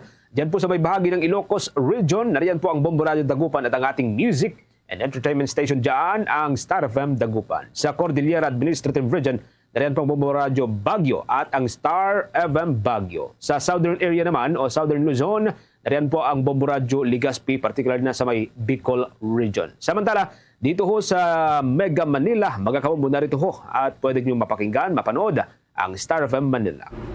Para pa rin sa ating mga listeners and viewers sa bahagi ng Northern Luzon, nariyan ang Bombo Radio Tugigaraw, ang Bombo Radio Lawaga, Bombo Radio Vigan at Bombo Radio La Union. Sa Southern area naman, nariyan ang Bombo Radio Naga. At bago tayo magtapos, narito ang ating Oratio Imperata for the Nation. Heavenly Father, you led your people out of Egypt from slavery to freedom. In Jesus, your beloved Son, you led us from death to life through his paschal mystery. And by the gift of the Holy Spirit, we humble ourselves before you today, trusting in your promise to heal our land. Stretch forth your mighty hand once again and lead our nation. In this time of crisis, conflict, and confusion, let the light of truth shine like a pillar of cloud by day and a pillar of fire by night to guide us along the path that leads to unity and peace. Make justice gush forth like water from the rock, quenching the thirst of victims, cleansing wounds, and opening the way to healing and reconciliation. As you fed your people with manna in the wilderness, satisfy our hunger for righteousness, that we may cease to crave for power, wealth, and selfish gain. Soften hearts, hardened like Pharaoh's, and open eyes blinded by greed, that our love for our country may triumph over all political loyalties and personal interests, and we may learn to see each other not as allies or enemies, but as we truly are brothers and sisters all. May this Jubilee year inspire us to journey together as one people. Let this be our Passover, from lies to truth, from cowardice to courage, from injustice to righteousness, from division to unity, from despair to hope, from selfishness to love. May this time of renewal enable us to discover again our greatness as a nation and our dignity as a people so dear to your heart. We ask this in the name of Jesus, our Paschal Lamb, who leads us through the cross from death to new life. Amen. Our Lady of Peace, pray for us. Saint Michael the Archangel, pray for us. Luzon, Visayas at Mindanao at maging sa buong mundo, yan na po ang kalipunan ng ating balitaan para sa pangtanghaling edisyon ng Bombo Network News. Mula dito sa News Center Makati, para sa number 1 and most trusted radio network in the country, Bombo Radio Philippines, Basta Radio. Bombo! DYFM Bombo Radio Iloilo. Standby sa aton sining mga kamumusadugang mga balita kaga impormasyon. Ginakangawaan karon ang pagtaas ang kaso sa HIV, no? Ining human immunodeficiency disease sa aton sining karon iyang mga human immunodeficiency virus rather, no? Sa aton sining mga kauturan diri sa bahin sang syudad sang Iloilo. But on the positive side, suno sa Committee Chairman on Health, sinya mayo man gani ning nagtaas ang kaso sa HIV, nagapakita lamang nga ti damo ang testing centers naton kag although voluntarily, ti damo ang nagapadulong agud nga magpa-test para nga makasiguro sila sa ila siniyang ikayong lawas. Check na si Bombo Pauline Piliora. Bombo Pau sa report. Please go ahead. Nangin na positibo dali ang perspektibo sa chairman ng Committee on Health, Bombo Champa, magtaas man sang kaso sa HIV o kung human o kung human immunodeficiency virus o kung HIV Bomba Chama. Sunod diri sa iya kay nagpagawa diri sang record nga 48 diri ang kaso sa may bahin man sang syudad sang Iloilo. Pangasunod diri sa iya Bomba Chama nga bangod man sa pagtaas man diri sang kaso, ini kay bangod man sa mga availability sa mga testing centers kag pero although nga damo pa man bisang pakulangan and ang ibang naga-hesitate sa gihapon nga magpa-test bangod man sa ang ibang nagapahangawa man nga may nakabalo kung may mga kaso or niyara ini sila sa HIV. Apang sunod diri sa iya nga kinanglan ini sang action plan kag financial plan gid sa bahin man sang iyang komitiba diri Bomba Chama kag ang pagbihon diri nila kaupod ining mga council sang HIV/AIDS diri Bomba Chama nangin kumbaga mas maayo or ginkalipay diri niya bangod na tukod balaliwat ining council nga although nagaka-alarma siya tuod kay nakibot sa number o sa numero sang kaso sang HIV man diri sa bahin sa Iloilo pero mahamba niya nga functional ang testing center and with explanation man diri sa Department of Health nga sa bilog nga Western Visayas particularly diri sa syudad sa Iloilo bangod man sa may pag-sige-sige ng ibang wala nag-hesitate or may ara man sang kumbaga assurance bala bangod siya nga magpa-test ini sila so that nga madangop ini sila dayon sa mga treatment hub diri man sa Vice President Iloilo kung sa diin may ara kita sa social hygiene clinic pero kay isa rin siya sa screening facility pero may ara na kita diri sa treatment hub nga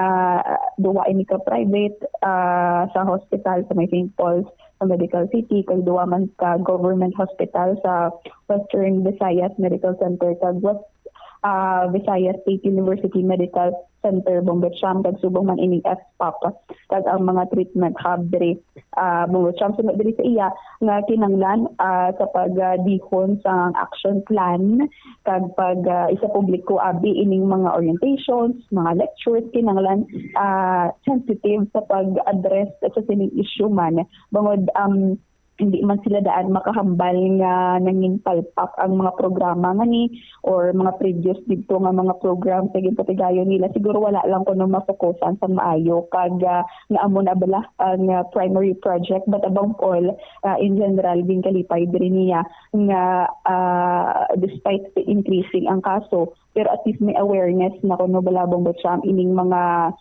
hesitate nga magpa-test man sa mga HIV screening hub Bocham so kinanglan gid diri sa iya ang prevention gid una best kay mas maayo nga likawan mo na lang ang pagkikilawas abi sa mas padamo or having more than one partners Bocham kag ang base man diri gani sa datos maging pagwa sa City Health Office nga ang 15 to 24 years old may 267 ka kaso nagapangaduwa ini siya sa 25 to 34 years old which is baka alarma siya tuod bangod early age pa ini siya Bombacham so amo ni ang mga ginpanglawag diri niya nga mga indicators man open man diri ang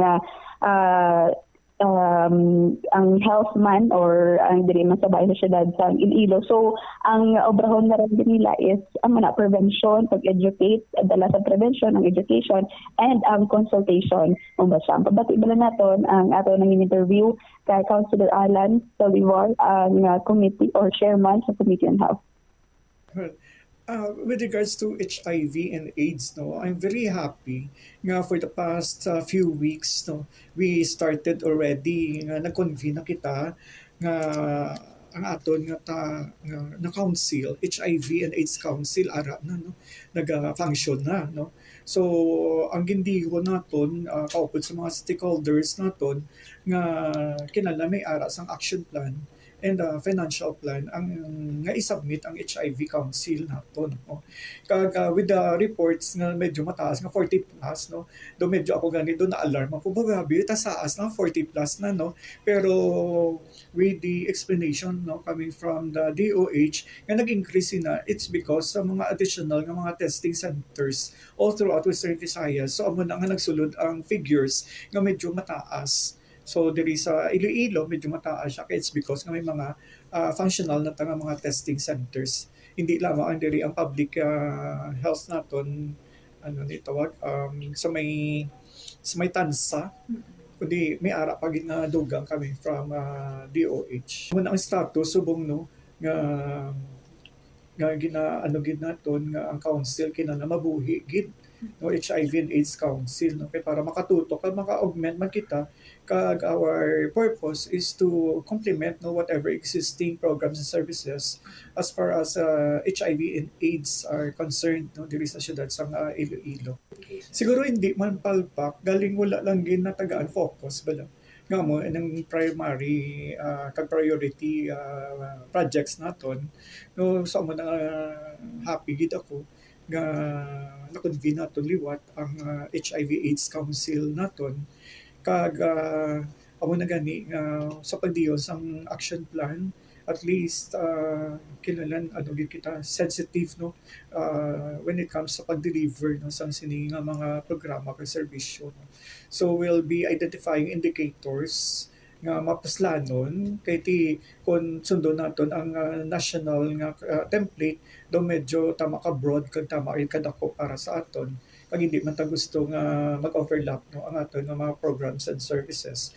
So by next week we are going to sit down, identify what indicators that will be needed nga ma-include naton sa aton nga action plan like prevention, education, consultation, So amo ina ang thrust subong sang council naton.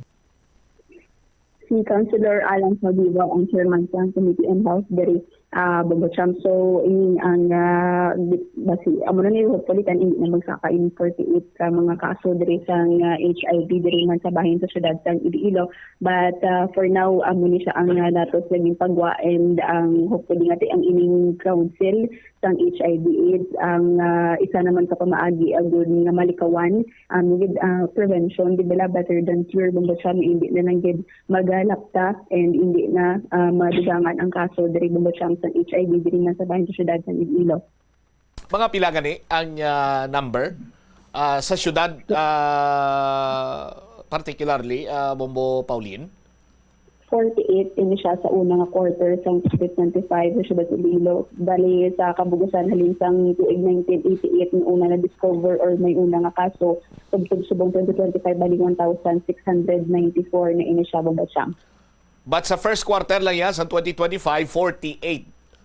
48. Aha. Ang dako diri nga factor or ginaga panguna nga rason sa transmission ang muning male having sex with male, tapos ang male having sex with both sexes, kag niyara ang male to female sex. Ang blood transfusion wala iya, ang unknown 19 kabilog. All right. Sa piyak nga bahin, may ginpatugayon man diri ang bangod man sa pagbukas ang klase diri man sa bahin sa syudad sa Iloilo.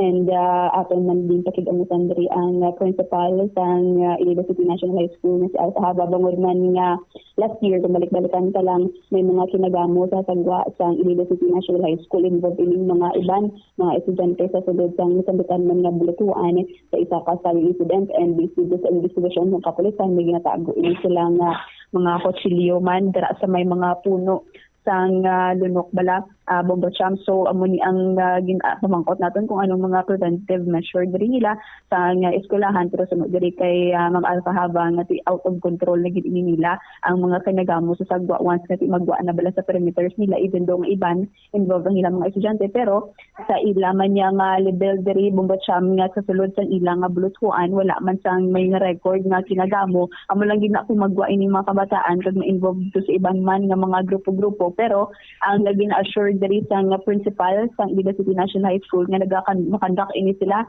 every month sang meeting with the parents per year level, agud matutukan ining mga hindi lamang sa academic kundi ang pamatasan sa mga kabataan diri Bogotcham. Kay kung sila lang ang mga maestra hindi nila masarangan, dapat ara gid bala nga nagalaygay ining mga ginikanan. Kag very important man nga ipabatsyag bala emotionally nga ara ang suporta sa ining mga ginikanan, mga guardians, ining mga estudyante nga hindi lang bala financially supportive kung ano da ang mga ma-provide din nila sa kagamitan or tangible things or matandog na mga bagay, kundi emotionally bisan top lang gani kuno sa mga baga sa mga kabataan, as long as nga mabatsagan nila nga may ara nga nagsuporta sa ila. Although nga last time ambal naman asang kapulisan naton and sa bahin man sa eskwelahan nga hindi ang makasulod-sulod ang mga pulis bala kag mangrekisa dito sa mga bag kung may mga patalong ini sila. Pero nag-suggest ini sila sa aton nga kapulisan nga makandak ini sila sang advocacy, mga orientations sa community ged kundi inagalin ilang mga kabataan. Kaya mga tatlo ini sila kung tani si Ma'am Alfahaba, may tatlo ini sila ka siya tani ka community or barangays nga kaduan dira sa bahin sa Molo Iloilo City, agud maobra abi sang mga orientations didto, mga lectures, pero wala na tigayon kay isa sa koon man, pero hopefully nga tani matabo diri. Pero ang pag-start gid sang sunod sa iya nga malikawan ining mga kaso man, and hopefully hindi na bala magdugangan and matabo bala liwat sa siniman nga school year. Kantani amo na to ang last sang nagligad man nga tuig nga naghalin gid mismo sa mga puluyan sa komunidad kundi naghalin ining mga estudyante mga champa. Bati bala naton ang aton nang interview kay Alfahaba, Principal 4 sa Iloilo City National High School. Actually, yung mga gakalatabo sa sagwa, beyond my control. Beyond my control na ginaya. Pero diri sa sulod sang eskwelahan, we see to it na everybody is safe. Wala diya inaway, wala diya miskan tapulay, wala diya may kakatabo. if you have seen how we handle them during the flag ceremony, kabuot sila, di ba? Kabuot kay linong sa ila. Pero hindi namon mapaktan ang mga utok nila when they go out, no, magwa nila. Kay may iban nga nagabantay sa ila sa sagwa. Kaya ara na yung daanan din dito sa ila yung komunidad ang ginatawag na dumtanay, no? That's why nga ang barko sa mga kapulisan nato last time nga hindi ko na iya masarangan. Hindi ko na iya masarangan sa gwa sa eskwelahan. Pero we are conducting, and this year nasa pinsa ko nga every month we will have a meeting with the parents, no? Hindi lang nga bilog na PTA meeting kundi by year level, no, nga sigihon namon. We started at this pag-enrollment time, before enrollment time, ang amon mga bata nga daw na-identified nga undesirable, nga daw may mga problema bala. Actually na mabulikan man ang kabataan nga nag-parenting kami, naghatag kami symposium, 2-day symposium to all parents of these children nga may mga problema sa ila grade, sa ila attitude, so that mabuligan namon man, no? Because as what I have told the parents, hindi din namon masarangan nga mga teachers lang kung wala sila suporta.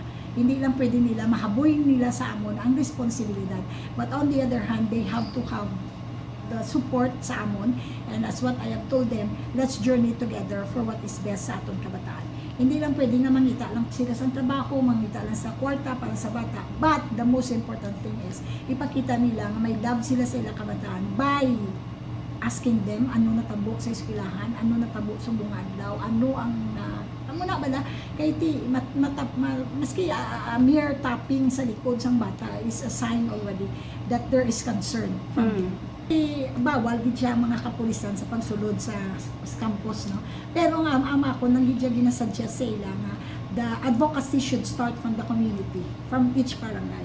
We have actually may mga barangays na kami nga identified. No? Sorry to say nga gusto ko din tani last year nga libuto ni namon 3 ni ka barangays nga identified namon nga do mga kasalawayon para sa mga bata. Pero galing wala gid na akon malampot ang akon handong nga makadto kami to sa community because po sakto man kami, no. So pero amo nang hamba ko sa kapulisan when we had our meeting nga first utubangan yung buligin yung community, start from the community, start from each barangay para nga ang awareness sa ginikanan ara, awareness sa mga officials ng barangay ara, and buligan nila kami, no, buligan nila kami. Kaya believe ko yang akon ini nga mga bata mabatiti sa ninchakto from their houses, from their homes, they will be good people in the community. Nagudlay gid kay kadako 1% abi sa mga kabataan subong nga sinabad, nagapasaway tungod kay broken families. Kaya sakit ang akong balatyagon na wala sang nanay, wala sang tatay, turn sila sa mga peers nila nga hindi manami ang ano ba sa ila ang influence sa muna, pero ti wala ta mahimo kay biktima lang sila sa ginatawag na sang parents. I don't know, ano na siya nga, kay responsibility na tani sang parents na matitio nila yung kabataan. Pero for them, it's easy nga ibili na lang ang bata sa lola, ibili na lang ang kung kay sino, rather than sila ang mag-face ang real problem. We also have principal for ang Iligan City National High School. All right.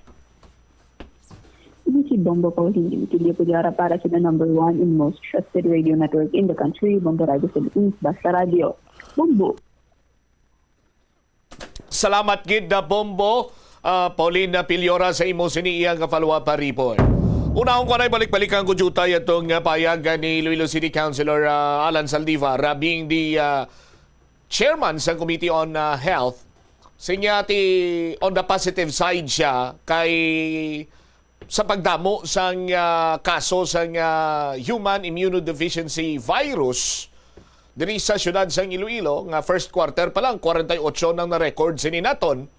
Inagapakita lamang inikuno kay bangod man nga madamo ang testing centers kag apisar nga ti voluntaryo ini damo sini naga voluntad agud nga magpatest sa ila siniya kaugalingon para man nga ti mahibaluan nila kung bala ini sila ang nagabatsyag sa kasubong siniyang balatian.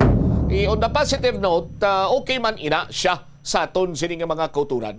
Hindi lang kung tani kita iya magdwell sa amo sina nga sahi sa nga argumento nga kumo nagdamo ang numero kay bangod nga damo man ang testing centers. Let me remind you of the COVID-19 situation last 2, 3, 4 years ago sa aton sini nga mga kabumbo nga kung sa diinti amo man ang hambal sa mga opisyalis naton, no? Salinya dapat positive ang aton sini nga pananawan bangod kay damo sini ang kaso sa COVID, damo ang na-confirm. It's because nga ang testing center malapit na diri sa aton. Sa aton sini nga mga kabumbo mahapos na, accessible na. Pero hindi iya parehas ang sitwasyon sining mga tawo nga infected sa human immunodeficiency virus. Mahambal naton nga ti sa aspito abi nga ti hindi luyag nila mahibaluan sang ila sini iya nga mga pamilya ti ginatago nila, that is why voluntary gani. Ti santuanay lain niya sa bahin sang COVID, mas maayo nga mahibaluan to ya sang kadaman nga may COVID ka para nga una best ti siyempre mabulong ka. Kagang imo siniya nga mga kopdanan sa sulod sang panimalay, pamilya mo makabaluman, i-test man sila kung nalatnan mo o kung wala. Pero doon mo man sa HIV, pero ang nagapugong sining mga suspected nga infected sining HIV, tino halos palang iya banwa nga do taguon sini nila yang magpatest. Subot silingon kay nagdamo ang kaso, so nagdamo ang nagboluntaryo nga magpa-examine.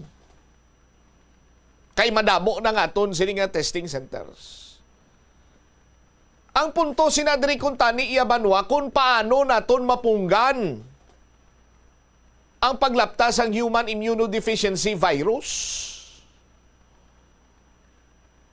Ti malantaw kita lang tawon sa aton sini iya mga officials. Ano ang nagapanguna nga cause? Men having sex with men.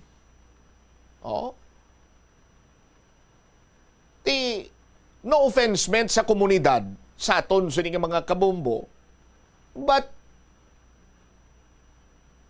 subong abi iya nga panyimpo, dong talikdan tanaya ang matutuod sining meaning sang pagpakighilawas. Di bala nagapakighilawas kita agud nga magdamo? Ano ganing hambal? Go and multiply.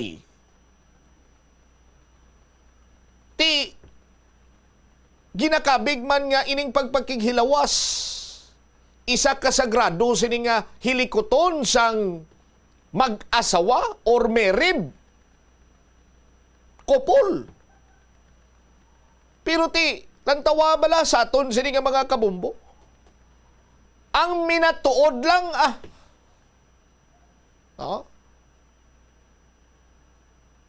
tigin Sus Maria Kagusipo, amo na gani kon kay isa balik-balikan ta pa statement ni former Senator Manny Pacquiao.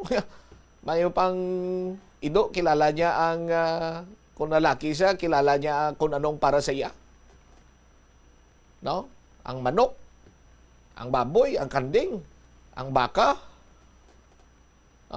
Ti daw sa mga tinagado, masahol pa kitaya karon sa hayop nga mga klase isang tawo, sa amo sina iya nga mga sahi isang hilikoton. Ti dapat mahimo sang tikang ang aton sini iyang gobyerno, hindi kay panagtag lang sang kondom, kunti mas mambal naton isa kadako nga tikang abi So that nga mapahagan-hagan ining pagsaka sang kaso sang nagapanguna nga cause sang human immunodeficiency virus. Sa aton sini nga mga kabumbo. Kay hindi na kita maghulat pa. No? Sa aton sini nga mga kabumbo, nga base maabot ang tiyempo nga kung anong yara nakapagkit sa Biblia, siya mo man ang matabo. Kung magpadayon sining pag-abuso sang kuntani sa grado sining nga hilikoton sang mag-asawa nga babayi kag lalaki. Sa piyak nga bahin sa problema sa Iloilo City National High School, there was a time nga may mga estudyante nga na-involved sa pagbinunanay. Kung mag-amo man lang sini nga ti hilaw ang pagdisiplina kay kumo minor de edad, siguro it's about time naman nga magdihon sa mga nagakaigo sini iyang layi ang aton sini nga pungsod nga amo ang mga ginikanan among sukton. Ang mga ginikanan amo iya ang dapat nga i-held liable. Kiti kon bata, hindi mo man siya mapaidalom sa anuman sini nagakaigo nga penalidad, kiti minor de edad, basi balikan ka. No? Pero kung ginikanan, siguro basi palang may pagbag-o. Kag hindi na kita maghulat nga first offense, second offense, third offense, and that's the time nga ang mga ginikanan among magpadabat. Mas labing maayo banwa nga sa una pa lang nga pagka ulamid sa anuman nga sahi sang krimen, kabulastugan, hambalon na naging lang kagaguhan, sining mga minor de edad, ginikanan niyang sukton.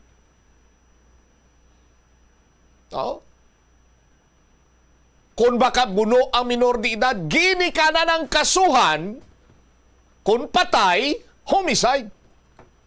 Kung ginplanuhan niya, murder. Kung ano pa da nga mga sahi isang kaso, equivalent sa krimen nga ginhimo sa isa ka minor.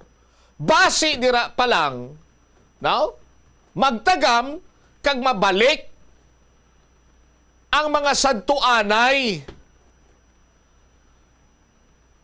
nga sahi isang pagpangdisiplina kag pagka-istrikto sa mga ginikanan sa ila sini nga mga kabataan. Kay kun lang tawon mo subong sa aton sini magkabumbo, doang ginikanan pa yang nadlok sa mga kabataan sini nila.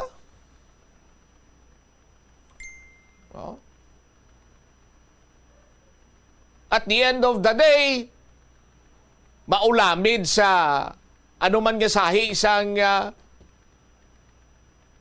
wa isang kapuslanan nga hitabo ti mambalang ginikanan ti ako ni nga bata mabuot man ni ba kaluluoy lang ni way gini aga ano ka sus Maria kagusip tapos nakita dira sa mga busin nga sahi isang sugilanon kay dira naglaba ang sungay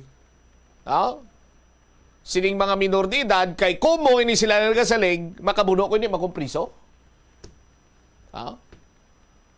Diba? May involve ko sa anuman nga sahi isang kinagamo ini makumpriso kay minor de edad ko. Papulio bang kong gyapon? Pagkadason nga adlaw dito mo kuya gyapon sa balay may matulog. Dito mo kuya gyapon mamahaw. Tapos na bla. Tipro ko sa mga minor ning ilang ginikanan sukton, sugid lang ko. Di ba safe pa man lang no? Mapinsaran man sa katon sini iya nga mga legislators. Di siyempre sa bahay na bisang syudad sa Iloilo sa aton sini nga mga konsyale. Kung ano nga mga saisang ordinansa sila darang ila sini nga na dapat ipasar. Total, damo man abogado. Kag tani ang pag-abogado nila, gamito nila sa insakto, sa kayuhan, sa interes sa mga pueblo sa syudad sa Iloilo. Hindi kaysa kung paano sila makasiding naman to sang giring kag kundi naman makapangumisyon. 30 minutos sa nakaligad sa takna sininga launa. Pagbalik nato na banwa dugang ang mga balita kag impormasyon. Ang preparasyon sang barangay sa Guniang Kabataan elections kasado na. Ang voters registration hiwaton sa July 11, 2025. Kag plitihan sa mga pampubliko nga salakyan, posible kuno patasan balikan tang dalakuan sini nga mga balita kaupod sa aton sa mga Bombo reporters pagkatapos gilamang sa pila ka importante nga mga panumdom.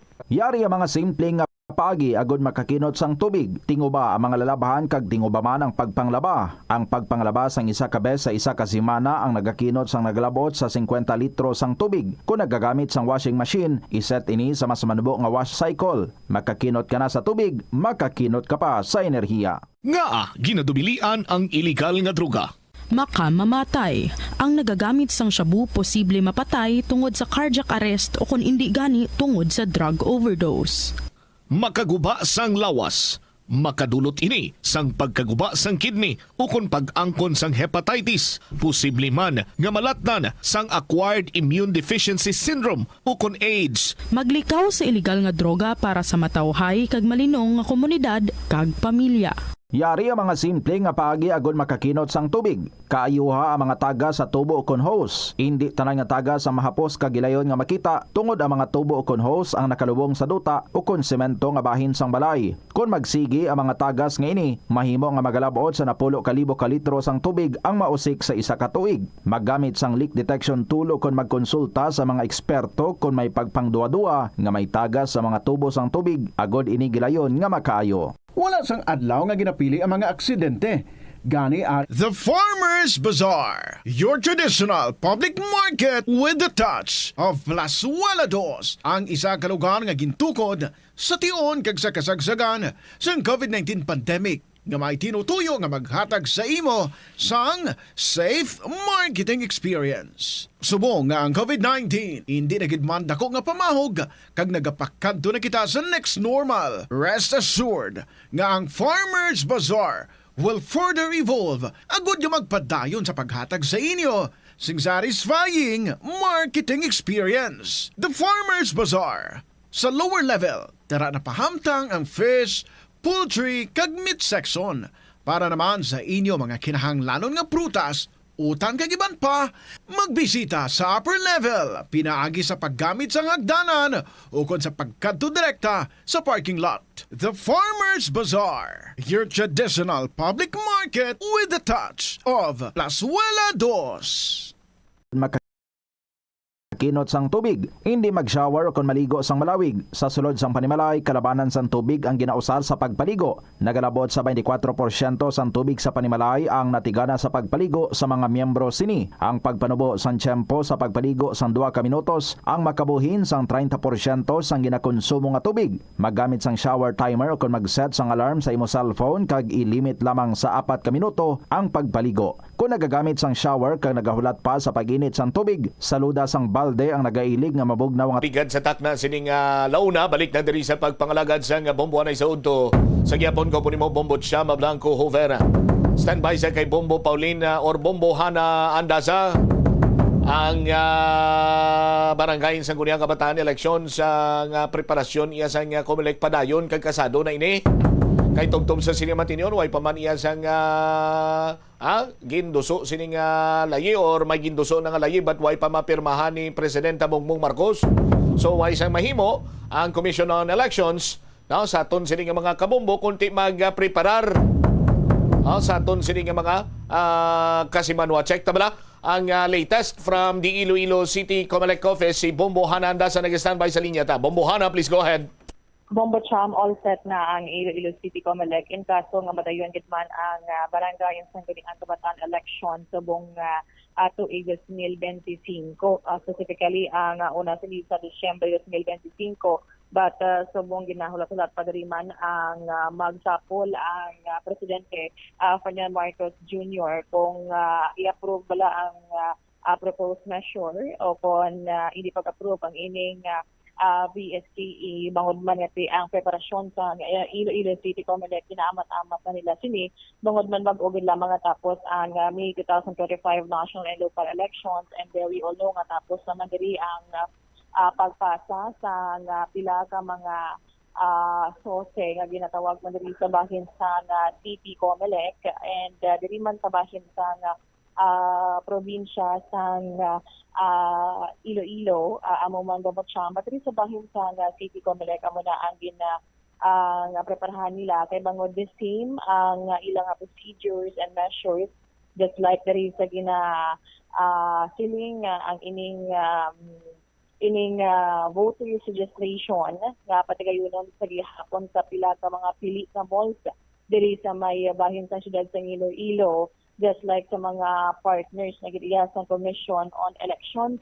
So diri man Bombo Cham sa bahin sa voter registration, so kay ang kalendar sa Commission on Elections for BSD preparado na. So diri ang ginahatulat gid lamang sa pagdesisyon ng mismo sa bahin sa Comelec National sa ining pagdadayon sa barangay and sangguniang kabataan elections, and diri man sa bahin sa City Comelec na silingnan ni Mr. Jonathan Saino ang Comelec Assistant 2 kung sa diin man nga ang makit-an niya nga nangin epektibo ang mga bag-o nila nga testing nga mga pagboto like sa may mall voting and mall voters registration sa kung diin makitaan nga gamay ang mga pasilidad sa Comelec dito sa bahin sa city nga mag-cater sa ining mga voters registration. That's why nga mag-partnership sa liwat sa mga pili nga malls agud man nga mas mapadasig kag mas mapahupos man kag mapadamo ang ining pagparehistro sang mga botante sa subong man nga barangay and sangguniang kabataan election. So naibaluan man nga ang target ri sang kabilugan nga Comelec ang nag-expect man sang 70 million Filipinos ang makaparehistro sa the vote sa barangay sangguniang kabataan elections subong nga tuig. Diri bala kay pabati naton ang ining pahayagman ni Mr. Jonathan Saino. So may ara ng Comelec no ginpagwa nga calendar of activities, and then may ara ng Comelec resolution nga 111-150 nga nag-govern or rules and regulations implementing sa continuing voters registration nga mag-resume sa July 1 to 11. So bali ano ni sir, asan o naman umpisa working with Comelec Abe? So by July no may gamay lang pagpundo. Ng July 1 ang Comelec ay mag-conduct sang continuing voters registration and preparation for barangay and SK election. So amo na lang na ang nahulat naton. Ang pizza na lang kag we are planning to put sa mga lagpo nga mall no. The same kay given nga kulang kita diri sa lugar. So dito sa mga mall i-schedule lang naton so maabot nga magapagwa kita sang schedule of venues sa mga dalagpo nga mall nga partners ang Comelec. So information drive naton sir, sige-sige with sige no pagwa na naton ang mga letter actually sa inyo man no sa inyong platform sa Facebook account ninyo ara man nagkagwa no ang mga schedule naton diri sa City Comelec in line sa preparation sang SK and barangay election. Mostly sir ano man ang comment diri sa DLG kay basi iban diri hindi magsugot with this madayon na gid or hindi mostly Abe? Ato niya gastan kita no nga may ga-exist nga law nga may maga-conduct ang Comelec mandated to prepare to sa palabuton nga election.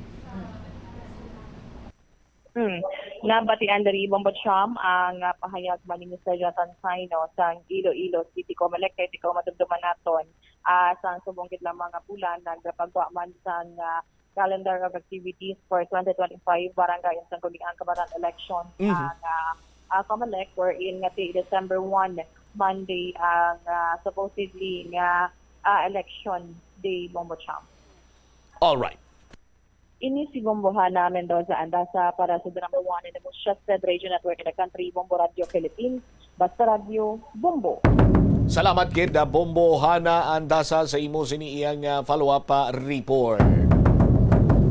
Amo na niya ang Comelec mintras tanto way pasang laying nga magagwa ti gina-consider gid sina nila yang madayon gid ang elections. Pero kung mapirmahan na to ni President Bongbong Marcos, isaylo na ang eleksyon by November 2026 kung ako magsala. 39 minutos na nakaligad sa takna sining launa. Ang pletihan kuno sa mga pampubliko sining salakyan posible nga mapataasan man. Kay mayara karon sang palabuton kag gina-expectar man kita by tomorrow ining oil price hike. Kagas per information, hindi gani magnubo sa 2 ka pisos or magadalagan mga 2 ka pisos gid ang isa ka buwas ang presyo sang gatong. So, bansa nga transport sector siya tido malang-alang gamis nao kung gulpiada lang tumimbuok tumaas ang presyo sa gatong by 2 pesos by tomorrow iduso man namon kaya dapat patasan man ang plitihan. Check na bala si Bombo Jomar Villa. Bombo Jomar sa report, please go ahead. Konsiderar sa pila ka mga transport cooperative ang pagpasaka sa pamasahe kadungan ini sa nga pagsaka man sa nga presyo sa gatong diri sa Pilipinas. Suno kay Mr. Mundo Boyot Parcon, ang chairman sa Western Visayas Transport Cooperative, iyagin pahayag nga ginamonitor na nila ang hulag sa presyohanay sa gatong. Sa diin, buwas gani siling adlaw may ginalantaw na saka sa presyo sa gatong kag ginakabig ini siyang big time no nga price hike Bombo Cham no kung sa diin hindi maganubo sa peso ang saka sa kada litro sang gatong kag gasolina.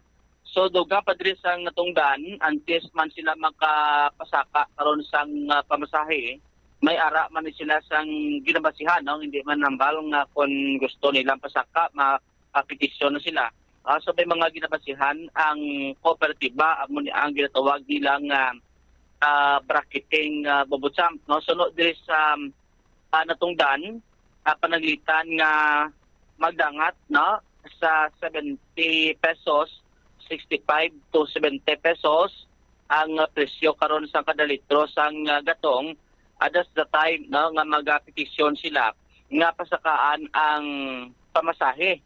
Sunog gani kay Mr. Parcon basta kun maglabot lang kuno sang 60 pesos ang kada litro sini mamatamat na sila no himo sa ila sining mga dokumento kay makonbin ini sila no tanan sining mga transport cooperative makonbin sila kun pila ka pesos ang isaka nila sa pamasahe.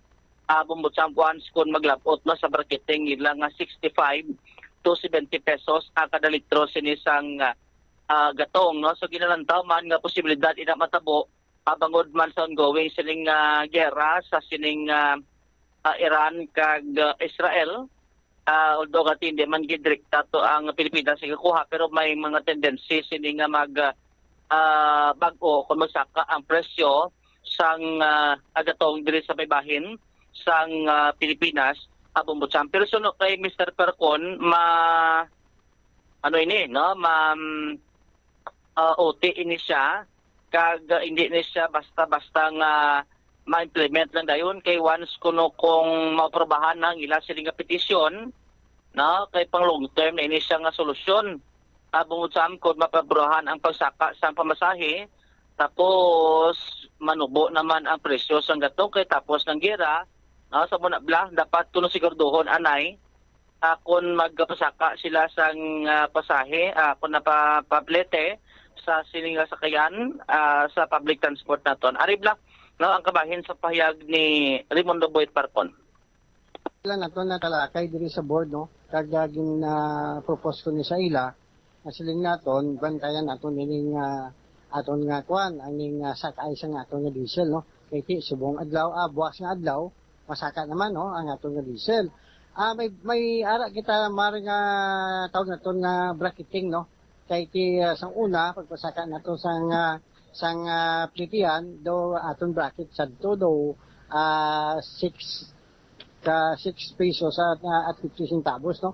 Si subong ang atong nga bracketing naman is lambot kita 70 pesos sa mar, siguro mahulag na tanong kaga mag 60 pesos siguro per liter mar, mamataman ta kami hulag, no, kay ang petition hindi na sila nga obraw naton, sige lang yun ma-file naton, no. Mula nga i-meeting ko anay ang kutob ka mga grupo naton sa mga co-op, kung anong desisyon nila sa alliance, kag kung mamiyag pan sila nga i-propose nila, subong ko lang nga daan, mag-file sa nga petition, pero bumbudyumar pwede kid, no, kay siguro wala na sang palabuton kita magnubo ang diesel naton kag aton nga gasolina, no. Masigig na ni tungod sa gira, no, nga natabo sa Middle East, no. Mula mar nga lang taon naton siguro base ko magdesisyon namin kay nga gin-propose ko man sa board bago gid lang na okay gid, no, ma-file kita petition. Pero lang taon naton mar anay na hindi matagusto nga maepektuhan naton nga mga commuters, no, kay base pagsaka naton sa plite pagdasol nga bulan o man naton nga diesel amo lang kinaginatatulbaan naton, no, kay hindi na naton nila tawag naton nga pabuhinan ang kityan kung kaso nga pasaka itamar, no. Amo gani na ginabantayan naton nina na issue, ginabantayan naton nina kung ano ang matabo kung sige-sige gid man kag dako na katama mar, siguro mahulag na kami sa transport nga mag-file sang petition, no, sa LTFRB. Gabasi kita sa kwan sa aton nga sakay sa aton nga diesel. Way kita nga gabasi tungod sa gira, mapasaka kita sa pliti, no. Nang taon naton wag nang balko base man lang may pagnubo, may pagsaka, pero hindi na permanente mar, no. Kung ano nga way kita nga file dayon sang petition, kay ang aton nga diesel hindi na sila nga final, no, kay bisag panaog, bisag saka siya. Sa dako ang saka, gamay nga panaog, amo na lang taon naton mar. Maglambot kita sa bracketing naton, 65 to 70 mar, siguro mahulag ng taguro sa pag-file sang petition. Na batian si Boyet Parcon sang Western Visayas Transport Cooperative Bumbusampi kon aton sila nga tawon apisar nga hindi man niya direkta, no, ang Pilipinas nga nagkakapektuhan sa sining tensyon sa Iran kag Israel. Bumutsam prote ginalantaw sini ang posibilidad, no, nga pagka-delay blas ang supply kay usually ti ang ginakuan kag ginadiretso sini de kag gildala sini nga mga agatong halinto sa mga kaiting man sini nga tungsod kaangay sang United Arab Emirates ang sabahin karon sang Saudi Arabia, Kuwait kag Qatar. Ikudaton sa ilang taon mga kaitig laman isla nga mga pungsod sa may Iran kag Israel, no, mo nang isa gid sa gidalantaw nga may posibilidad, no, nga maapektuhan ang presyo sa gatong bumbot sa ampagi karon sa sining pag-delay abi bangod sa sining ongoing sining complex sa Iran kag Israel. Ang buwas sining adlaw amo tong gin-mention nga may big time, no, nga pagsaka sang presyo kay ang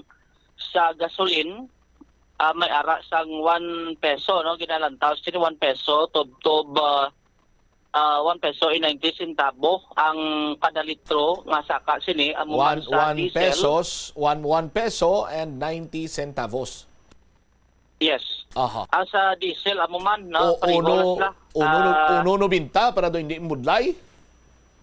Magapit-lapit 2 pesos ang kada litro sini amo man sa diesel kag sa kerosene. kon amo na ang increase niya by tomorrow, Bombo Jomar, ti mga ano pa lang? Ang 54? May 54, may 55 nga presyo sang gatong. Tiway pa mga kalabot, 60 pesos Kaya kambal ni Mr. Boyd Parcon, kung mag 60 pesos na kunod, ranas lang ka mampisa hulag mo? Yes. Oh. Amo man nablaligad, no, nga ano to, sa natabo man to nga gera, man to blang, at nag-alabot man gani sa 60 mo, lapit-lapit 70 ang presyo sang gatong na. Ang aton sila gina bakal, amo mo samti bintahalan ng singiban ko nakaibay ikaw.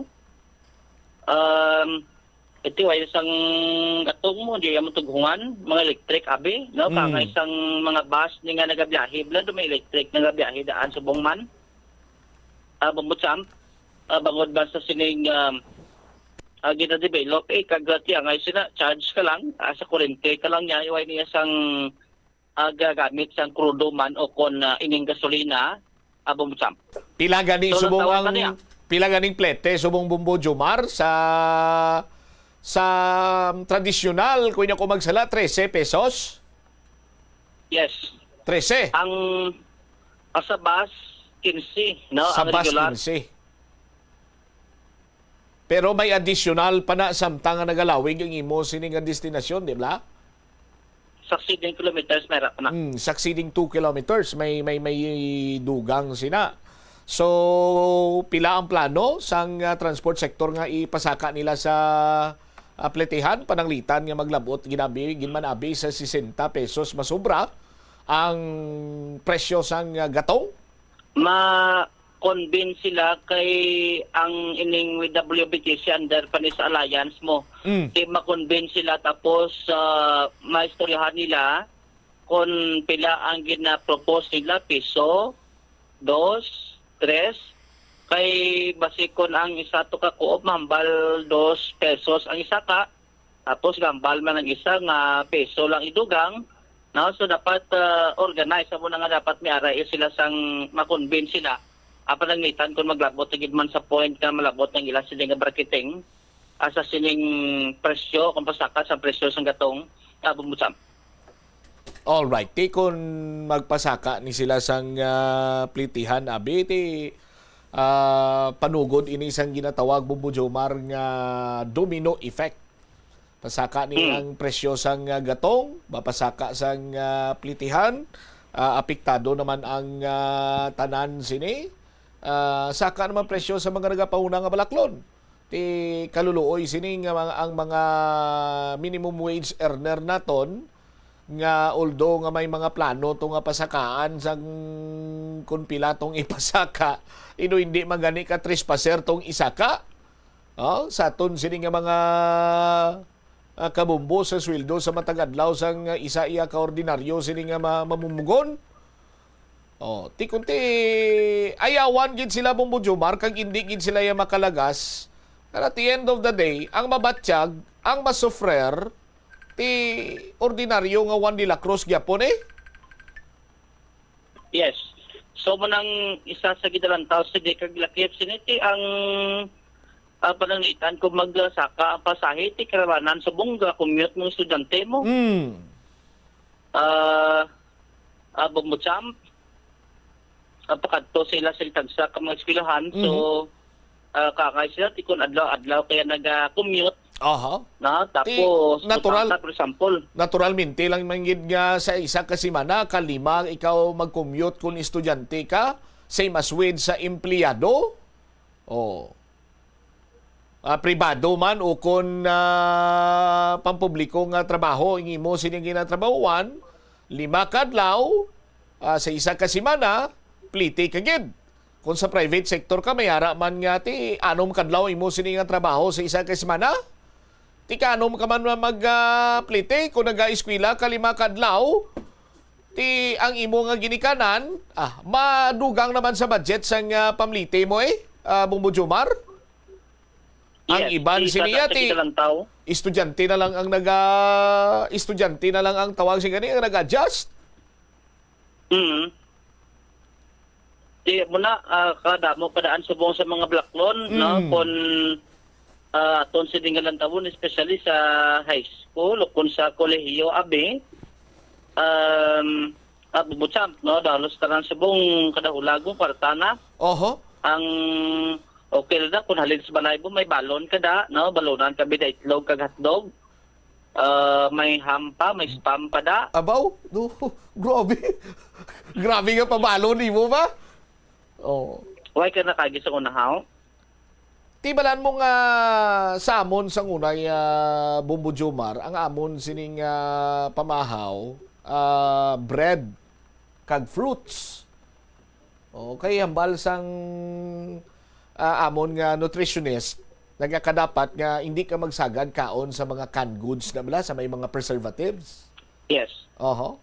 So, amo na iya, wheat bread with strawberry jam, peanut butter, and grapes with oranges and apple. Grabe, mga artigali ni sa kuna, no? Oo, kag fresh mango juice or buko juice. Or kung do wala na gid, juice. Ate akon sa una, simple lang man, fruits man.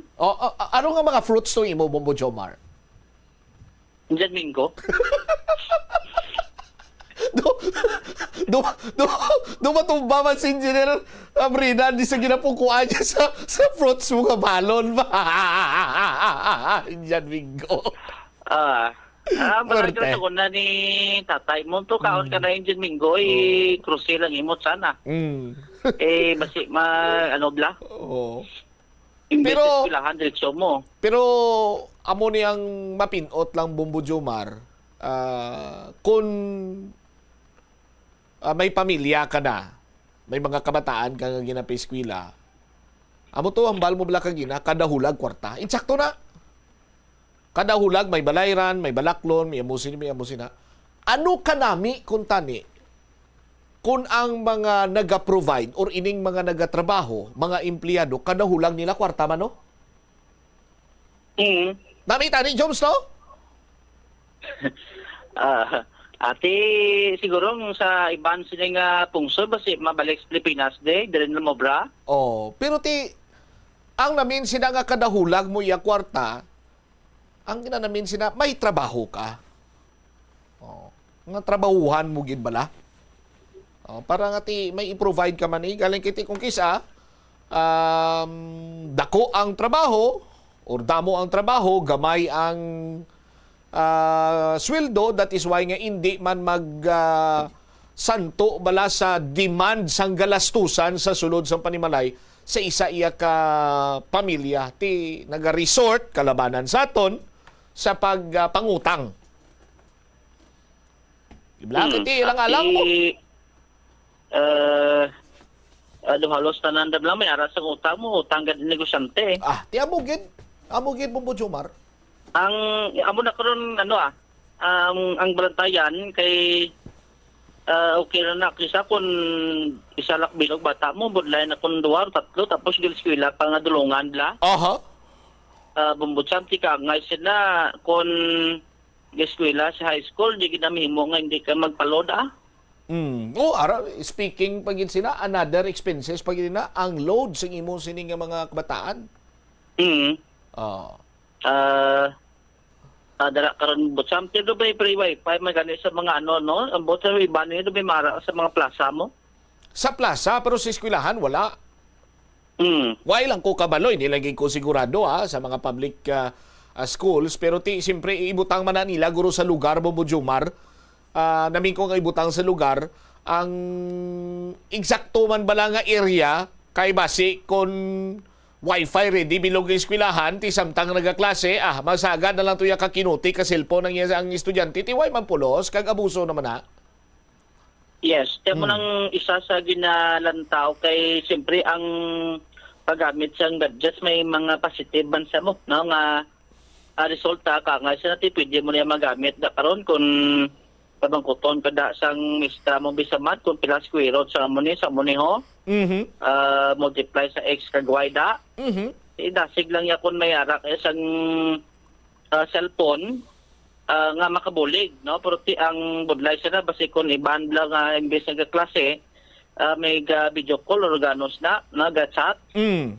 So munang mga concern, no? Kagati dapat address man ang ina bubutsam, no? Pero sa speaking to sa expenses, so munang isa sige dalantaw nga bahimo man nga madugang sa mga allowance sa mga kabataan ang ina sinikaron niya nga nila no nga paggamit nila karon sang cellphone magluwasin natin may mga may mga balaydan pa sa mga eskwelahan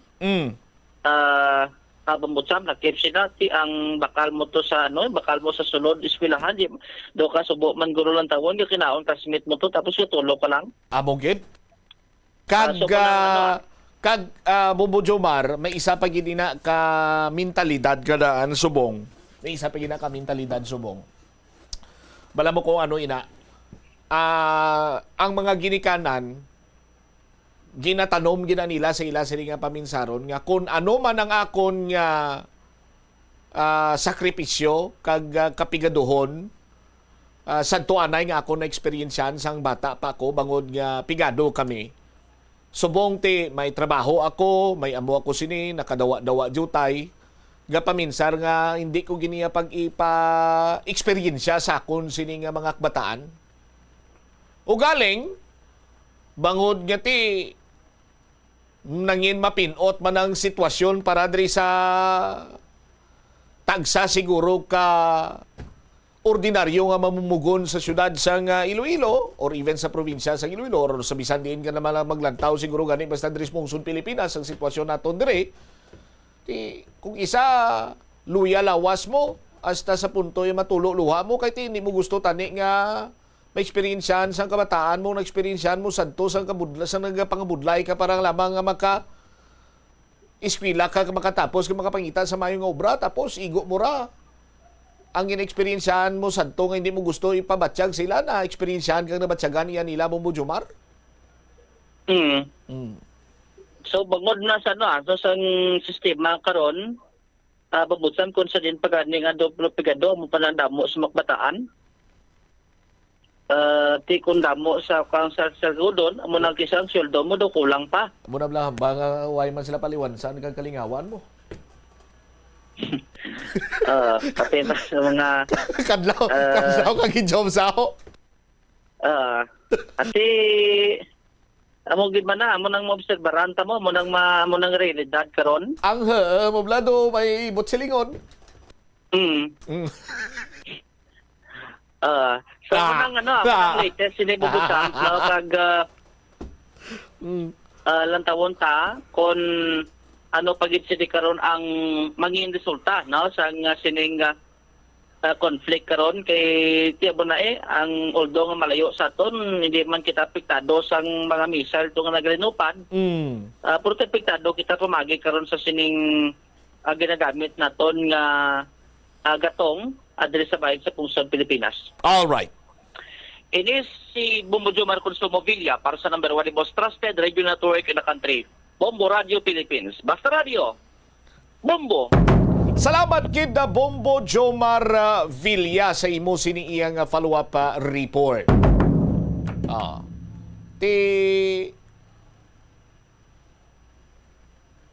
Amo ni karon ang isa man sa mga mapinot kon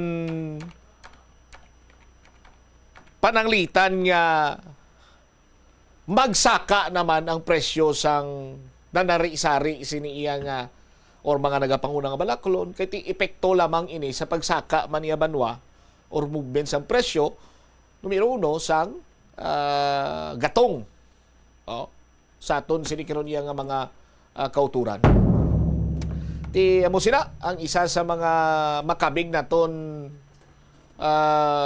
mabudlay nga sitwasyon man para sa aton no sa mga kabumbo naton nga mga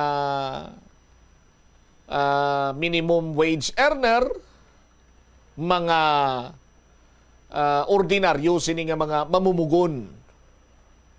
Kay nagalabot sa punto nga ti mangin mabudlay kag talakason ang tagsa siniya kapangadlaw-adlaw naton kay kulang gid ang aton sini ginapabot nga sweldo, no, agod nga makaparan ang demand sa sulod sang tagsa kapuluyan, hilabi pa nga subong nga ti kung may estudyante ka dirati.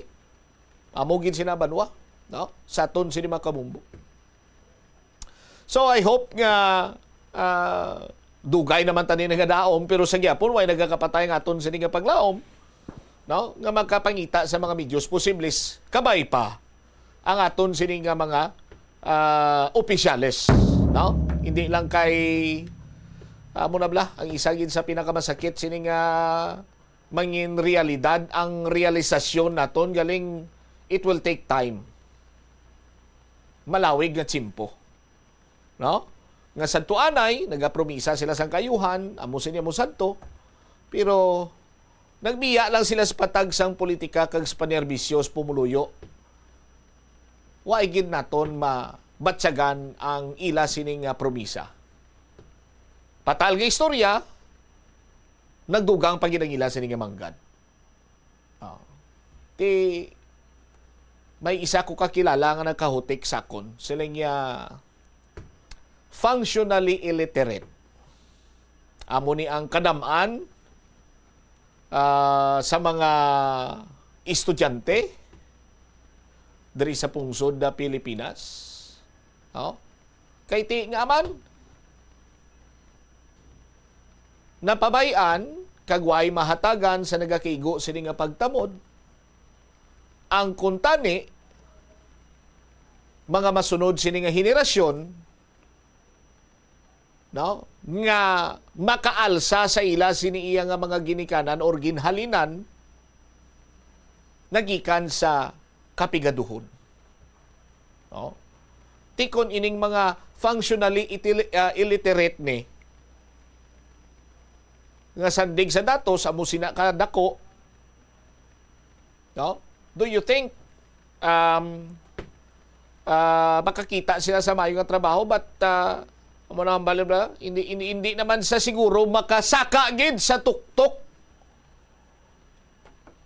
Kung sa dinti, maka-income sa bisang tuman kadalagko dira para iyang maalsa niya nagikan sa kaimulon ang iya sini iyang ginikanan o ang iya sini nga pamilya. Pero anong nagakos siniyaw sa aton sini nga mga kabumbo? Nga subong kulang ang aton sini iyang nga mga hulot klasihan? Shortage kita sa mga classrooms. No? Kaya mo sinabalabanwa, may mga proyekto nga nagabalor milyon, ginatos ka milyon, may nagabalor binilyon, pero hindi mapuslan sang pumuluyo. Sa baylo nang inhuol pa para sa mga pumuluyo. This is where your taxes go. Kung tani, sa aton sini nga mga kasimanwa, eksakto lang ang pag-implementar sa mga dumalagko siniya nga mga pundo sa nga mga proyekto, no? Kung masanto sa biya up to the last centavo, mas mayo kayang iban siniya nga pundo patindog tatani siniya sang classrooms. Mapunduhan naton ang resources sa mga public schools.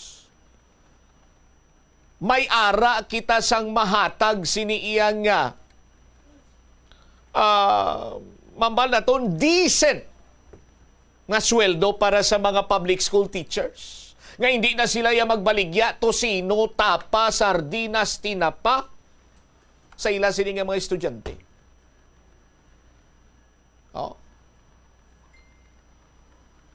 Pero why ko yan nagabasol sa mga maestra, manunudlo nga nagdamo ang functionally illiterate? Sa gobyerno, gyapon niya gabalik. Kaya ang mga makabig naton nagakadapat sininga i-prioritize, no? Nga dapat hatagan sa nagakigo nga pagtamod, mabadgetan, agod nga mapaayo kung tani among edukasyon kagang health mo. Pero lain man yang ginasiding sa mga tao tos babaw kung dinto sila makakomisyon, din sila makakwarta dinto na. Kag frankly speaking sa aton sini makabumbo damo nagayuhom sa functionally illiterate ni. Ngaman mamanipular gyapon ni sang mga politiko nga mamakalang boto. Standby na kamo sa kapon lamang program kaupod sa kay Tita Regine. Ini si Bombot Shama Blanco Vergabilin sa imo sa mananay nga hapon. May God bless us all. Para sa the number 1 and most trusted radio network kinakantri ang Bombo Radio Philippines, Basta Radio. Bombo! Ora! Taas man ang risgo sang vitamin deficiencies nga nagatugas sang physical kag emotional changes. Santo sa isa ka scientific study, ang B vitamins ang importante agod nga mag-function ang body cells nga nagabulig sa metabolism, paghimo sang bago nga blood cells kag nagabulig sa pag-maintain sang healthy skin cells, brain cells kag body tissues. Magluwas sa supplements, lakip sa mga pagkaon nga bastante sa vitamins sa moang karne, whole grains, prutas, gatas, cheese kag mga ulutanon. Gabulig sa paglikaw sa nanuhay tuay nga balatian ang simple nga pagkaon sang citrus fruits kaangay sang pomelo nga puno sang powerful immune boosting antioxidant. Ang pomelo ang puno man sang lycopene, isa ka anti-inflammatory anti-aging antioxidant nga nagapanami sang supat. Ang duga naman sang panit kag dahon sang pomelo ang natukiban nga makapatay sang cancer cells kag nagapalikaw sa paglapta sini sandig sa test tube studies. Iyari ang mga importante kag praktikal nga mga pamaagi agud makakinot sang tubig. Sa kusina, magamit sang yahong ukon labador sa paghugas sang mga ulutanon ukon prutas. Magdesignar sang baso ukon water bottle agud gamiton sa bilog nga adlaw agud indi Plus Wala di Iloilo Billboard of Activities for June 15 to 21, 2025. Excited as always! Ang Technocrats Band is overwhelmed with excitement nga maghatag sa inyo sa isa ka great musical entertainment sa ining nga Hunyo 21, Sabado, sa concert at the Plaza. Mangin inyo, umpisa alas 6 ang gabi. Sa tion sa musical show, napulo ka mga matahom nga Plazuela de Iloilo Special Edition Mags kag madamo pa nga iba na iga-paraffle sa masuki sa Plazuela de Iloilo sa Hunyo 22, Domingo. Ginaaglang tanan nga mangin kabahin sa Eucharistic celebration nga pagkahiwaton sa Latolda sa mga adlaw alas 11 sang aga. Sa tion sang Holy Mass, magpangamuyo kita sa Ginoo nga ipadala niya ang Holy Spirit agud nga mag-guide sa aton mga lideres so that peace and prosperity would reign in our country. Plus Wala di Iloilo, we remain to be one with you in a common hope for a better community and a progressive country in 2025. Talan kita mayara sang mabulig agud pakibatuan ang climate change. Magamit sang bag nga pwede magamit sang liwat-liwat agud mabuhinan ang plastic bag nga ginahaboy. Bango dinhi nagatugas sang greenhouse gases. Ikaduha, hindi masami magamit sang computer kun 4 ka oras lamang sa isa ka. Mas naging exciting na ang laro dahil tabla na ang serye sa 2 games apiece. Hindi bumitaw ang Thunder sa kanilang must-win situation sa Game 4. Samantalang ang Pacers ay nag-collapse sa pinakamahalagang yugto ng laro ngayon. At babalik na ang serye sa home court ng OKC. Sino ang mangingibabaw para makuha ang pinaka-importanting Game 5 sa NBA Finals 2025? Oklahoma City Thunder versus Indiana Pacers. Abangan ang mga update ng NBA Finals Best of 7 series sa 32 fully digitalized Bombo Radio at Star FM stations in 25 key areas nationwide. Basta Radio Bombo! Sa eskwelahan, ang pag-practice ang good manners and right conduct ang makabulig sa paghimo sang positive, respectful environment para sa pagtuon. Nagapakita ini sang pagtahod hindi lang sa mga manunudlo kundi mangin sa imo mga classmate kag sa school community. Mag-abot sa eskwelahan on time. Ang pag-abot sang late sa klase kag sa aktibidad ang nagapakita sang kakulang sang respeto sa oras sang iban. Magpamati sa imo maestra o maestro samtang nagadiscuss ang lesson kag sundon sang maayo kun may yara sang instructions. Tawgon nga ma'am o kun sir ang imo teacher o kun staff. Kung may pamangkot, ibayaw ang kamot, agud mahatagan ikaw sang kahigayunan nga makasabat. Maggamit sang please, thank you kag excuse me kung nagaistorya sa imo classmate o kung sino man ang imo ginaatubang. Likawan ang pagpanunlog, pagbuli o kung pagpanginsulto. Mangin maayo kag may respeto sa isig kapareho.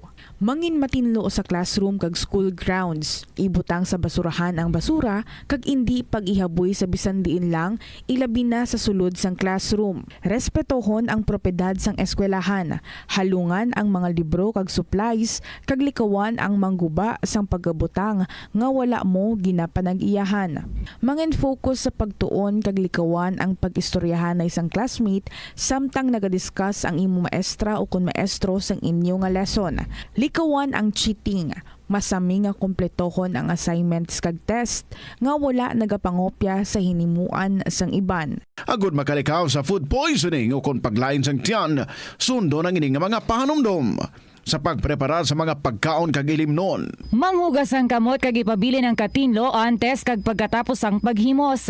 Kung nagamasakit, likawan ang pagpreparar sang pagkaon para sa iban. Siguraduhon nga naluto sang husto ang pagkaon. Kung mahimo, kauno ng pagkaon samtang mainit pa. Siguraduhon ang katinlo sang pagkaon agud ang selebrasyon mangin mas malipayon. Mas nanamian ba ikaw magtuon sa balay ipaanggid sa eskwelahan nga madamo ang tawo? Isa ka panugyan para epektibo ang pagtuon sa balay, amo ang pagpangita sa designated area agud nga matiniran kung ikaw nagasulat, nagabasa o kung nag-review. Pwede man nga lamesa sa kusina o kung sa desk sa guwa sang inyo nga balay, pero hindi gid maghigda sa imo nga katre samtang nagatuon. Ini bagod nagakatemptar gid ikaw nga magpiyong-piyong tubtub nga dalayon na ikaw nga matulugan. Siguraduha man nga malimpyo kag organisado ang lugar nga imo ginatun-an. Ini nga pahanumdom ang ginadulong sa imo sang the #1 and most trusted radio network in the country, Bombo Radio Philippines. Basta Radio Bombo! Kung ikaw isa ka chess lover, yaring pila ka brain benefit sa paghampang sini. Kag kung wala ka nagahampang sini, umpisahin na. Sunod sa pagtuon ng paghampang sang chess, makabulig likaw sa Alzheimer's disease. Bangod ang utok nagatrabaho kaangay sang muscle, nagakinahanglan ini sang exercise agud mangin healthy kag malikawan ang injury. Magluwas diri ang paghampang sang chess ang nagapa-improve man sang concentration, memory, creativity kag problem solving skills kag napamatud-an man nga nagapaalam. Naga-subscribe bala ikaw sa mga serbisyo nga wala mo man ginagamit? Halimbawa, ang balayran mo na bala para nga makalantaw ikaw sang movies, pero sa tuod lang, wala naman ikaw tiyempo nga maglantaw sini. Hapos lang libatan ang bulanan ng mga subscription sa streaming services kag mobile apps kag wala ka lang. Ito ang Bombo Radio Philippines. Fully digitalized. Numero 1 sa balita, komentaryo, drama at serbisyo publiko. Bombo Radio Philippines. Bombo Radio Philippines. Ang inyong #1 at most trusted radio network in the country. Basta Radio Bombo! Good afternoon sa inyo tanan mga kabombo. It's one day after the celebration of Father's Day sa Ibandira. Nga magahingagaw sang ilang celebration today. Belated Happy Father's Day. Sa mga misis, det nyo man ang inyong mga mister. Bisan belated, okay na ina. Welcome sa kahapon lamang program. Kaupo ninyo si Tita Regine on the 16th of June, 2025. May mga eskwelahan, back to school na. So sa mga estudyante naton dira na wonder nga medyo ang aton nga mga dalanon, medyo busy naman, may traffic na naman. But anyway, adjust lang gid kita sa gihapon. So sa nga hapon, magka-continue kita sa pagdulong sa inyo sa mga kasaysayan nga aton nga ginakalingawan, and I hope they would be enough para nga kamo mandira would also be motivated and inspired nga magpadala man sa inyong mga kasaysayan para diri sa kahapon lamang program. If may ara ka mo, lihog na lang, i-email ninyo ina sa bombo_iloilo@bomboradio.info or isulat kag ipadala sa kahapon lamang program DYFM, Bombo Radio Iloilo, Sky City Tower, Mapa Street, Iloilo City. Kadamo sa mga ganap, kadamo sa mga happenings. pwede gid no nga ang ina nga mga hilitabo sa inyong kabuhi ang inyong i-share. How did you celebrate Father's Day? Sa mga amay dira, na-touch gid ka mo, na-surprise ka mo, or sa mga anak, sa mga iloy, paano ninyo nga sorpresa or ginhandaan ang Father's Day para sa inyo nga maginapalangka nga amay or partners sa kabuhi. Share diri sa kahapon lamang program. So ari na kita sa pagpabati sa inyo sa aton nga ambahanan for this afternoon from Valen Grace, Lagunilla. As I welcome you all diri sa kahapon lamang program. Let's listen to the song Hanggat Ako'y Nabubuhay. Mayong hapon.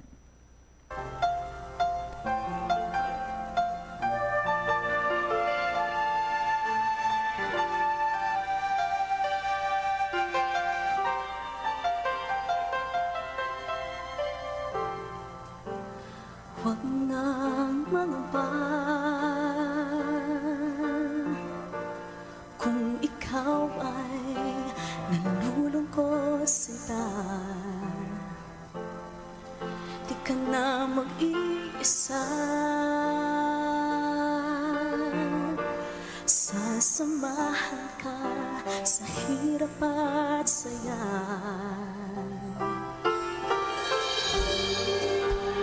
Nandito lang ako para sa'yo.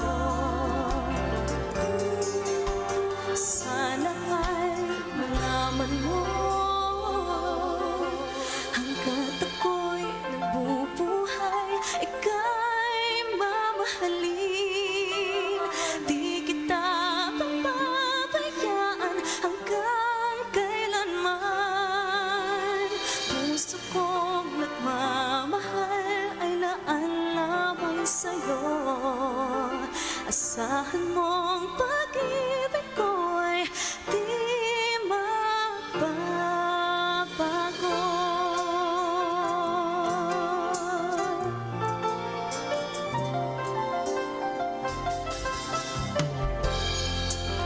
Pangako kong sinta, ano man ang mangyari, ay di kita iiwan. Ika'y mahalaga sa puso ko. Ikaw lang, wala nang iba.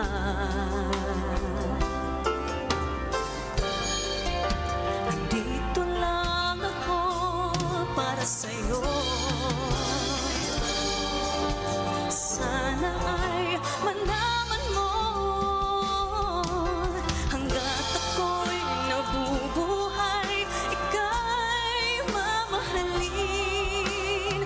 Di kita papabayaan hanggang kailanman.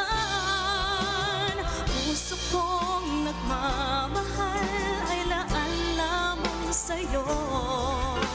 Asahan mong pag-ibig ko'y di magbabago.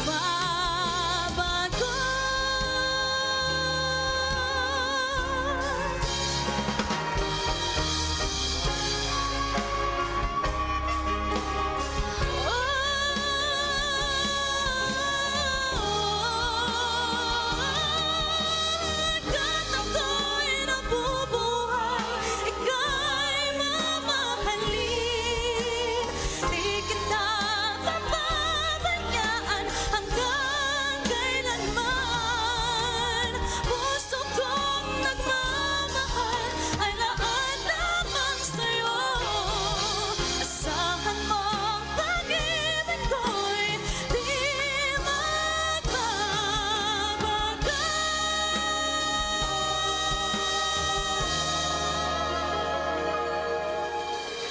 Hanggat ako'y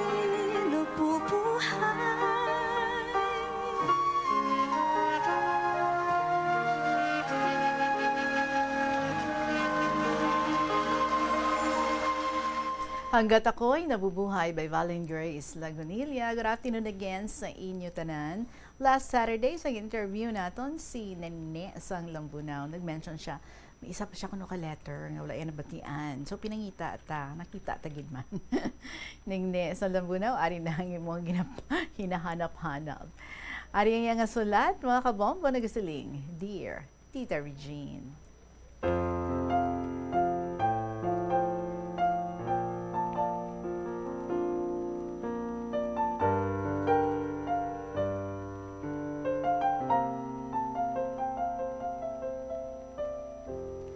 Tita man gihapon, ang tawag ko sa imo, bisan balaan ko, mas tigulang ako sa imo. Kag pasensya, kay amo dyan nga papel, ginsulatan ko, kay hindi ako kapatadlong sa akon nga penmanship. Mayong hapon sa dalang nga staff, mga members, kag mga listeners ng sining istasyon. To start with, just call me Ningni of Lambunaw. Ang akon istorya, halin pa sang elementary ako, kag may childhood playmate ako, kag nanamian lang ko kay may kahampang ako, as well as may tagbulig kung ano akon nga obra.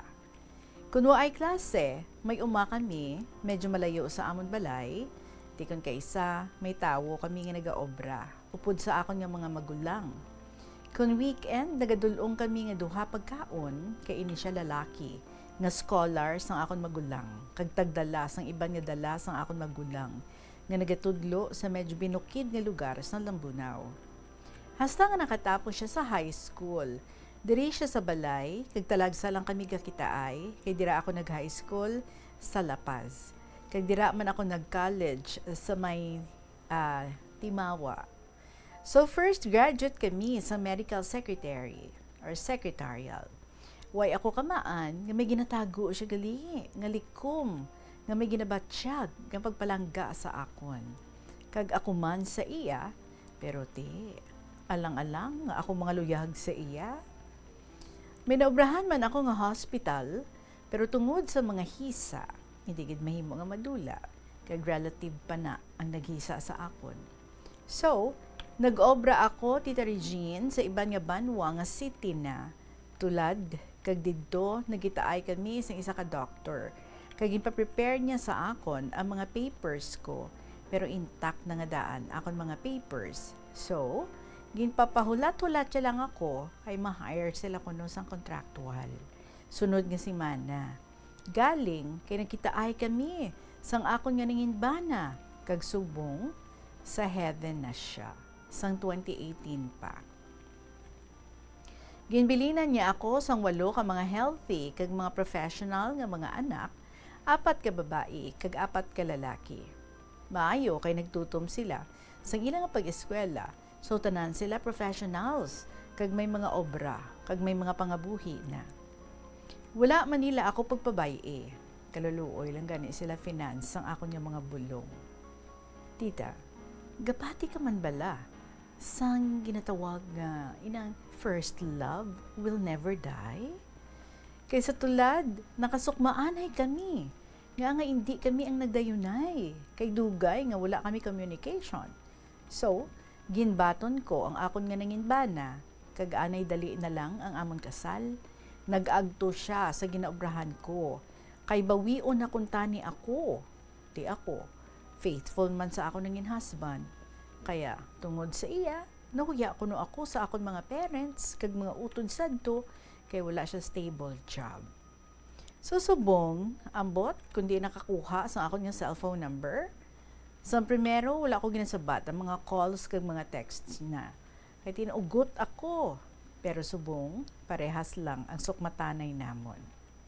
Sa subong, isa lang ana bata, pero akon, dodonya. Wala kwarta, hulahat sa mga allotment, kaghatag sa mga bata. Pero hindi man makakabigaduhon ang naagyan namon. Tapos kasal namon, wala ka mga duha obra, panguma, kag sideline kapang kayad ka makiskisan nga motor. Duha kami sa akon nga bana.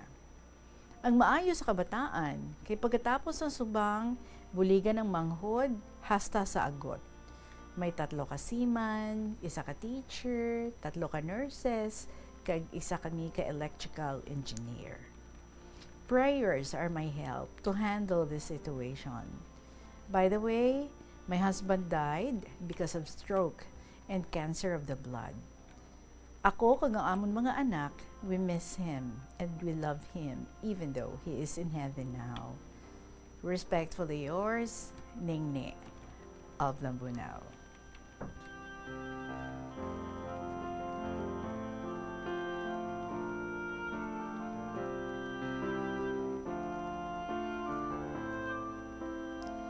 Well, hindi ko hindi ako magsala, no? As far as I can recall, though sa isa mo kasulat, because 4 letters ni ang ginpadala dili sa ato ni Ningni, naka-mention ikaw, nga you said, di ikaw widow ka na, tapos ang lalaki nga iniya, may isa ka anak, tapos may asawa pa, no?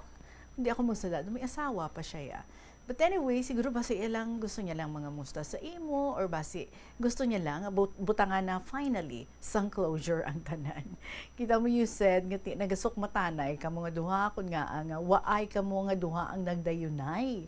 Kay ti wala na sang communication sadto daw do nagpaliyuay na lang gid ka mga duha no naglayuay tapos it so happened nga nag-abot sa imo kabuhi ang imong ini nga husband kay do medyo milain ka nga buot sa iya sa dusong una no sa last ninyo nga kwan nga pagkitaay nga daw wala ka na nakakita sa iya kag wala naman nihay niyoy halin sa iya and you said nga kung sino man ang una nga lalaki nga mga luyag sa imo siling mo sabton mo kag nagmatuod gid man kag amo na ni siya no ang imo nga nanginbana ang amay sang imo 4 ka mga anak. So basi lang man luyag lang nga mga musta and luyag lang no nga at least mabalaan man what really happened kag maybe makapanguyo ay kamo sang pasaylo and so that mabutangan na no sang proper closure whatever it was that you had before. Salamat gid sa imo nga pag-share diri way na ako utang ha ubos ko na tanan basa ang imo 4 ka mga stories Ningni of Lambunaw. 29 minutos makaligad ang taknang alas 2 sa hapon ini si Tita Regine nagapamati kamo sa kahapon lamang program diri sa DYFM Bombo Radio Iloilo magapanambalik kita pagkatapos sang pila ka mga importante nga mga pahibalo.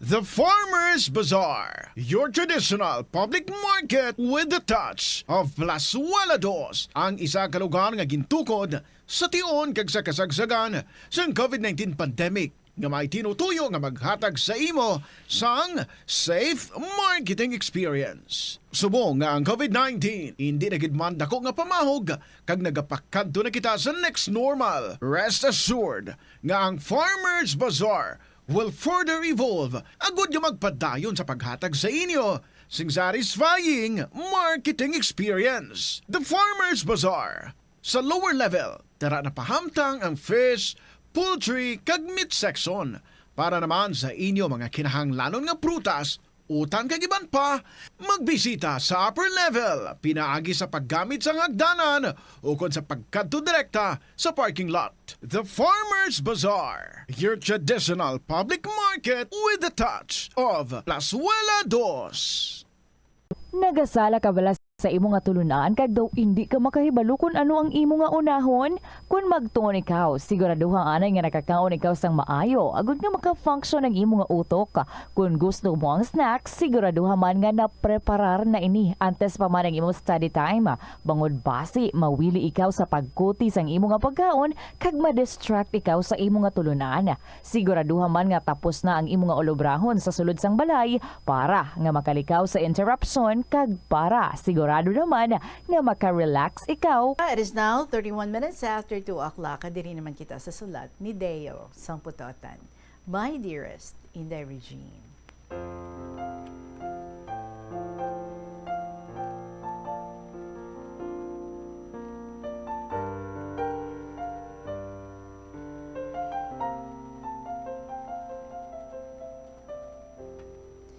Good afternoon everyone sa tanan nga staff sa Bombo Radio Philippines kag syempre sa mga avid listeners and KLP lovers and most of all sa imo Inday Reg sang kahapon lamang program nga kinagigiliwan sang tanan every afternoon. Inday, here I am again. Nahidlaw duman ako magsulat. Sige don gani, umpisahan ko na. Siguro sa pamatyagan ko lang, hindi kita naman nami ang year 2025 sa akon kabuhi. Imagine, araw sang birthday ko, na-hack account ko, kamalas gid ba? Ngayon, ang i-share ko naman sa inyo, ang masubo nga karanasan ko, nga waay gid magsulod sa akon kaisipan nga matabo, ining tuman kasakit nga nag-abot sa kabuhi ko. Inday, hindi man sa pagpahambog, tama gid takon katinlo sa sulod sang balay. Bisan mga amiga ko, nagabilib sa kalinisan ko. Permi nila ako ginahambalan, Mami, tama dun senior na ikaw. Kung makita mo gani ang ramo, kahiga lang kasiki mo sa binit. Ay alam, Inday, naanad abi ako nga matinlo ang kapaligiran. So isa ka adlaw, nagatangra ako sa kisami sang ako nga room. Ay abaw, puwerte nagali kahigo. Why bala ako magkuha sang brush, trapo, kag habon. Nagatungtong pa ako sa bangko. Sus Inday, umabot sa 3 ka oras ang panglimpyo ko, pati ang kisami sang CR ko. Sa wakas, matinlo na. Kumbaga, masanag doon lang tawon ang kisami. April 1, 2025, 3 days after nga nag-general cleaning ako sa room, Inday, at around 4 a.m., early morning, nakabugtaw ako nga tuman gid kasakit ang ulo ko. Pamatyagan ko bala, do mabuka kagang akon mata, hindi na mamuklat. Abi ko lang tana, mabuol man ang sakit, kay waay ako magbangon, basi kon makaturugan madula lang. Inday, bumangon ako, kag magkadto sa CR, ginlantaw ko ang left eye ko, nakabukas man, kag may liwanag man akong nakita. Pagkatapos, ginkaptan ko ang left eye ko. Sus, Inday, shock ako. Parang binagsakan sang langit kag lupa. Waay ako sang makita. Total blackout, ukon madulong. Waay ako sa makita nga liwanag. Ginpiyong ko kag magnguy-nguy kahibi. Abi mo Inday, kung ano ang bungad sang bibig nga akong ginpangamuyo. Lord, I love you more than my whole life. Insa, ginbuol mo gid ang pinakaimportante nga bahagi isang akong kabuhi. Ang madulaan sang liwanag, ang tuo nga mata ko. Ano gid bala ang purpose mo? Please, tagaan mo ako sang sign kung ano ang buhaton ko. Inday, hindi gid mabaton sa akong kaisipan nga isa na ako kabulag. Hambal ko, mayad pa nga mapatay do lang ako. At around 7 a.m., nagabot akong magurang halin sa simbahan. Ako na mismo ang nag-request nga makadto kami sa doktor for check-up na. Kibot magurang ko, sabat ko sa iya, masakit akong ulo. Pero waay gid ako magpanugid nga hindi na makakita ang right eye ko. Inday, past 10 in the morning, nag-abot ang doktor. Nakibang naman ako kay pag-check up niya sa akon nga mata, wala daw response. Manan ko dun kung ano ang buot na hambalon. Abaw, Inday, sobra gid akon nga kakulba pagkatapos check up. Advice ang doktor, tawaan ti ikaw sa referral, tulad gid nga adlaw. Sa April 1, 2025, pa-admit ka sa Provincial Hospital sa Putotan. So nagatulog gid ang akon nga luha. Ano ayhan ang matabo sa akon mata? Lord, please, hindi man ako papabay. Ginatugyan ko ang tanan sa imo. Kung ano ang plano mo, ikaw na ang bahala. Need gid ako nga i-admit para nga monitor ang status ng health ko. Dayon gin-request naman nga mag-cranial CT scan with contrast para mamanan kung ano ang cause, insat mabulag or nabulag ang tuo nga mata ko. After 5 days, gin-discharge ako sa hospital. Ang results ng CT scan, blindness of the right eye. Gin-refer naman ako sa ophthalmologist, the same man gihapon ang result, kagang hambal niya, wala na sang chance ang right eye ko nga makakita. Gani, ang left eye ko na lang ang i-monitor. Pero hindi ako kumbinsido. Nagbalik duman ako kay Doc for second opinion. Amuday gin-refer ako sa isa ka hospital diri sa syudad sang Iloilo. Inday, balikan ko anay ang ginreseta sa akon sang doktor nga anom ka klase nga bulong. Pang 4 days na nga take ko. Sang isa kahapon, dako gid ang akon nga kalipay. Abi ko nagadamgulang ko. Kay nabatyagan ko nga may nag-spark nga kasanag sa akon right eye.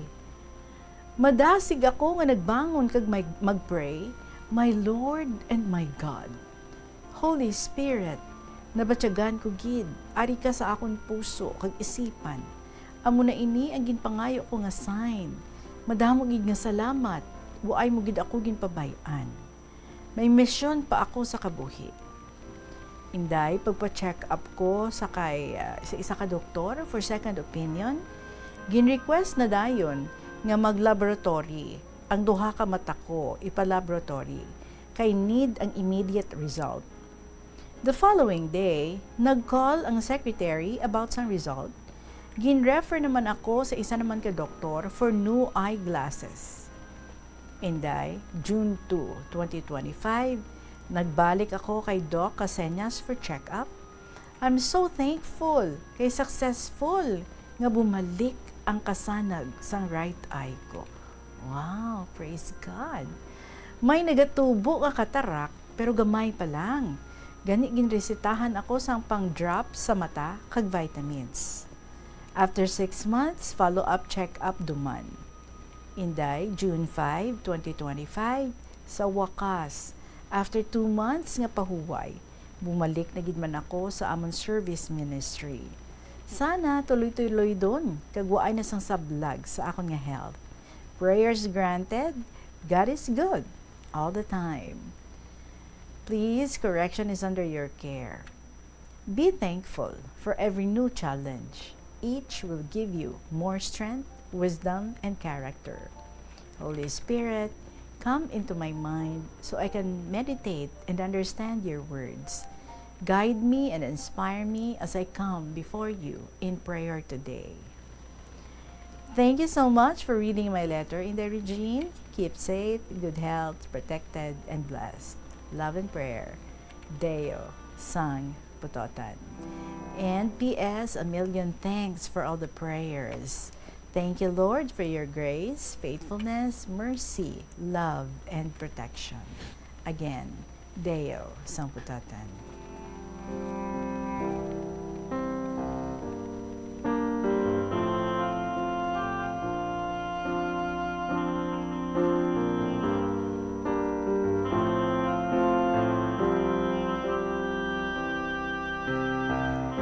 And who says wala sang miracle? Hindi bala? The test before the testimony. Kanami, sang imo nga gin-experience. And yes, nabaton mo gitang grasya sang Ginoo, no? Imagine, may doktor na nga naghambal nga wala na tsansa ang imo nga right eye. But sa imo yan, no? Nga tagipusuon, may ara kagid sang nabatyagan. And kanami, because you surrendered everything to the Lord. You emptied yourself to Him. Kag whatever it is, nga mga plano niya para sa imo, why ginalaw niya nga matabuin na sa imo, you simply entrusted everything sa iya. And look, wala niya gid ikaw ginpabayaan. I'm very, very happy para sa imo, Deo, nga subong, no? Though okay na gid ang imong right eye, although after 6 months may check up again, but the way things, no, are doing, ang mga development kanami gid, kag you said makakita na may kasanag na gid ang imong right eye. So I hope nga i-restore gid ang imong vision kag makakita ka gid, and so that you can pursue kung ano nga mga purposes, ano nga mga plano ang natalana sa Ginoo para sa imo. Madami nga salamat for sharing this diri sa kahapon lamang program Deo, Sang Putotan. 42 minutes after 2 o'clock, magabalik kita. This is Tita Regine, and this is KLP. Plazuela de Iloilo, Billboard of Activities for June 15 to 21, 2025. Excited as always! Ang Technocrats Band is overwhelmed with excitement nga maghatag sa inyo sa isa ka great musical entertainment sa ining Hunyo 21, Sabado, sa Concert at the Plaza. Mangin inyo, umpisa alas 6 ang gabi. Sa tion sa musical show, napulo ka mga matahom nga Plazuela de Iloilo Special Edition Mags kag madamo pa nga iba na iga-paraffle sa masuki sa Plazuela de Iloilo sa Hunyo 22, Domingo. Ginaaglang tanan nga mangin kabahin sa Eucharistic celebration nga pagkahiwaton sa Latolda sa mga adlaw alas 11 sang aga. Sa tion sang Holy Mass, magpangamuyo kita sa Ginoo nga ipadala niya ang Holy Spirit agud nga mag-guide sa aton mga lideres so that peace and prosperity would reign in our country. Plus, wala di Iloilo. We remain to be one with you in a common hope for a better community and a progressive country in 2025. Ang kalibutan ginakabug-usan sang 71% sang tubig ukon kadagatan. Kag ang kadagatan nagabulig sa pagtugas ng tubig nga aton mainom kag hangin nga aton ginahaklo. Gani, aton halungan kag imentenar ang malimpyo nga ginaagyan sang tubig kag mga kadagatan. Sa masunod nga mga pamaagi. Magpartisipar sa mga organisasyon o clean up events. Likawan ang paghaboy sa mga basura kung sa diin lang. Buhinan ang paggamit sa mga single-use plastic. Hindi pag-i-flush o kung ihulog sa mga lababo ang mga... Stories down and more stories to go. Ika-third na kita sa sining hapon. May ara naman i-share si student mom of Lambunao. Dear Tita Regine.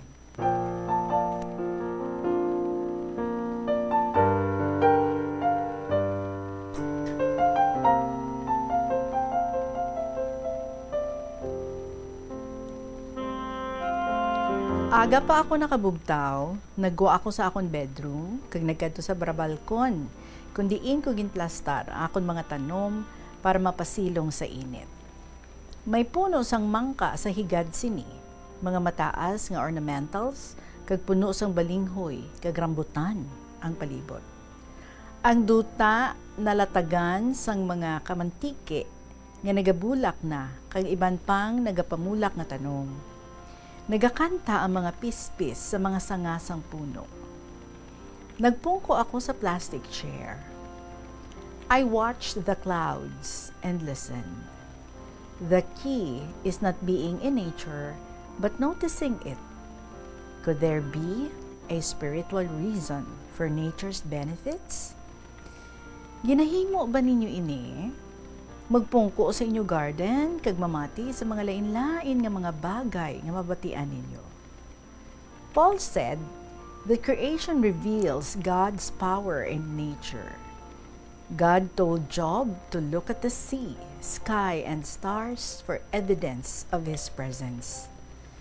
Jesus said that contemplating on the birds of the air and flowers of the field could reveal God's care and reduce anxiety. Sa scripture, noticing nature is a spiritual practice. Even ang mga scientists nag-wonder why nature affects us so positively. Maybe ang isa sa mga rason is that by noticing nature, we catch a glimpse of the God who created it and notices us. Ikaw nga nagapamati subong, nag-admire ka man bala sa maginhimo sang Ginoo? Makita mo bala siya paagi sa maginhimo niya ng mga bagay-bagay? Do you worship God of heaven, earth, and streams, and bird songs? Ginakulang ka bala sa mga material nga bagay? Ginabasol mo bala siya? Sa Matthew 6 verse 26, ang Ginoo nagsiling, look at the birds of the air. They do not sow or reap or store away in barns, and yet your heavenly Father feeds them. Abyan, palangga kita tanan sang Diyos. Gani, sambahon naton siya, kag pasalamatan sa takos sang aton tagipusoon. Tita Regine, nadumduman ko pa sang tiyempo sang COVID-19 pandemic. Halos na lang kita magstay at home to avoid being infected. Grabe sadto ang kakulba ko nga basi ma-COVID kami. Upod ko sadto si Weng, ang kamagulangan ko nga bata. At first, hesitant kami nga magpa-injection bangod sa lain-lain kuno nga pwede nga mangin side effects ini. Pero sang ulihi, nagpa-vaccine man kami, hasta sa second dose. Sang ang mga kaiping namon diri ang na-hospital kay na COVID sanda. Madamo ang naghalad sa mga pangamuyo sa mga na-COVID. Ang iban, nag-amot sang kwarta. Nagdulong sang food sa ila sa hospital. Kagang iban, gave time to encourage them. Most of us pleaded with God so that we might lovingly share what we have to meet the needs of others. Apesar sang amon mga kakulba, we learn to turn to God and seek His kingdom and read the scriptures. Pray for good health and trust in our God and faithful God. And instead of living in fear or worry, we tried to focus on God's care for us. Sa mga nagapamati subong, hindi na kinahanglan ang isa pa ka pandemic agud magbalik loob kita sa Ginoo. Manan ko man nga kalabanan sa aton mga lola, lolo, nanay, tatay, kag bisan mga kaanakan naton, makatuon na sang leksyon sa nagligad nga COVID. Kita nga mga survivors sini ang makapamatuod sang kaayo sang Ginoo sa aton. He is truly a God of mercy. Psalm 121 is a reminder for us to look to God in times of trouble. Here we can have peace and calm because our help comes from the Lord, the maker of heaven and earth. The God who created the universe helps and watches on us even while we sleep, but He Himself never sleeps. He watches over us day and night, both now and forever. Tita Regine, madamo ang mga balita nga mabatian ko sa radyo about sa mga tao nga nawad-an na sang hope sa ila kabuhi. Kaina lang, isa kuno ka tawo ang nagsaka sa railing sang isa ka overpass. Rason, wala kwarta agud bayad sa iyang boarding house. Kaputot nga problema. But instead of praying and turning to God, lain iya naisip nga solusyon. May nag-offer man help, pero anong impact sini sa iya? Ang kawalan sang sarig sa iya kaugalingon, kag sa gahom sa maluluyon naton nga Dios. Kabay pa nga hindi ini matabo sa aton. Ipalayo lang kita sa temptasyon. Tita Regine, let me end my letter by this prayer. Father, thank you for empowering us to ride the waves of life with courageous faith anchored in your prosperous faithfulness. As we move through life's scary moments, help us each day to talk to you and entrust you with our fears. I am grateful, God, that we can count on you to walk with us through everything. Thank you for not leaving us to face the storms on our own. We need you. Fill us with your spirit and carry us even deeper into your love until fear dissolves and your love flows freely through us. Amen. God bless sa tanan. Sincerely, Student Mom of Lambunao.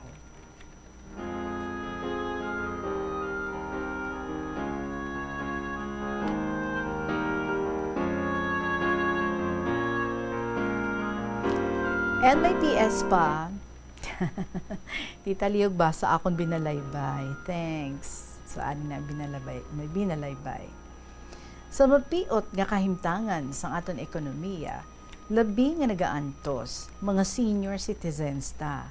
Gamay nandang pensyon, kulang pa, ibakal sang pagkaon, kag mga bulong nga maintenance nanda. Maayo na lang kung sila may kabataan nga nagabulig agud kinahanglanon nanda matustusan. Pero kung wala, papano na lang? Antos na lang bala si nanay kag tatay? May ayuda man nga ginahatag ang aton gobyerno, pero kakarampot. To hindi kabuhi sang isa ka tawo. Sa taas ang bili sa mga baraklon, bisan ikaw may sweldo, ahay, pigado mangod. Halos hindi kakaon sang husto. Gani, sa mga kabataan nga nagapamati subong, magpisan ka mo. Tutukan ang pagtuon, agud maayo nga obra sa buwas maangkon. Mag-save ka mo, agud sa inyo future, may kuot-kuoton. Importante nga nakahanda kita sa palaabuton. Bisan sa inaway, armas kinahanglan palagi dalon. Lain ang nakapreparar sang husto sa tanan nga tion. Makasurvive kita, bisan tama kapiot ang mga sitwasyon. Thanks for reading, Student Mom of Lambunao.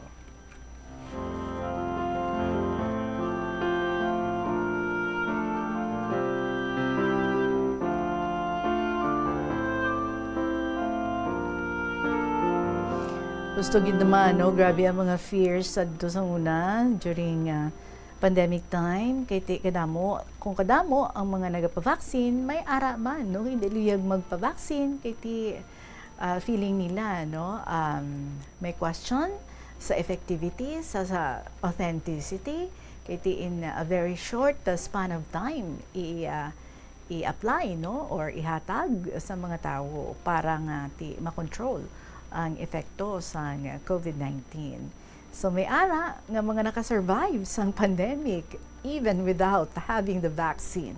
May ara nga mga napilitan lang, may ara nga kusa nga nagpadulong no sa mga vaccination centers because nagapati nga ti amog dina no ang makaprotect sa ila. Kagkadamo sa mga sitwasyon kung sa diin, no? Naga-worry kita, naga-cause ang anxiety sa aton. But looking back, no? And seeing that we are still standing and we have survived sa amusad to kapiot nga sitwasyon. We can only say thank you, Lord, for everything and for your goodness. So thank you, gid sa imo, student ma'am. Ako personally, I also do that. Kung hindi kalma ang akon nga kaisipan, I try to go to a place nga like may water, may mga trees, even may mga bisang grasses na lang, no? Open space. Kay daw feeling ko, no, dira gid man mas makakommune ikaw better sa Ginoo, mas makapangamuyo ikaw, no, for clarity, for guidance, and for everything, para nga magkalma ang imo nga kaisipan. And even kung wala ako sa mga lugar nga ina, I just close my eyes and imagine myself nga ara ako sa isa ka manami gid nga dool, like a mountain nga surrounded ikaw sang madamo nga mga kakahuyan, may mga kapispisan, and the place is just so very serene nga makahatag gid, no, sang relaxation sa imo nga mind, makahatag gid sang manami nga feeling.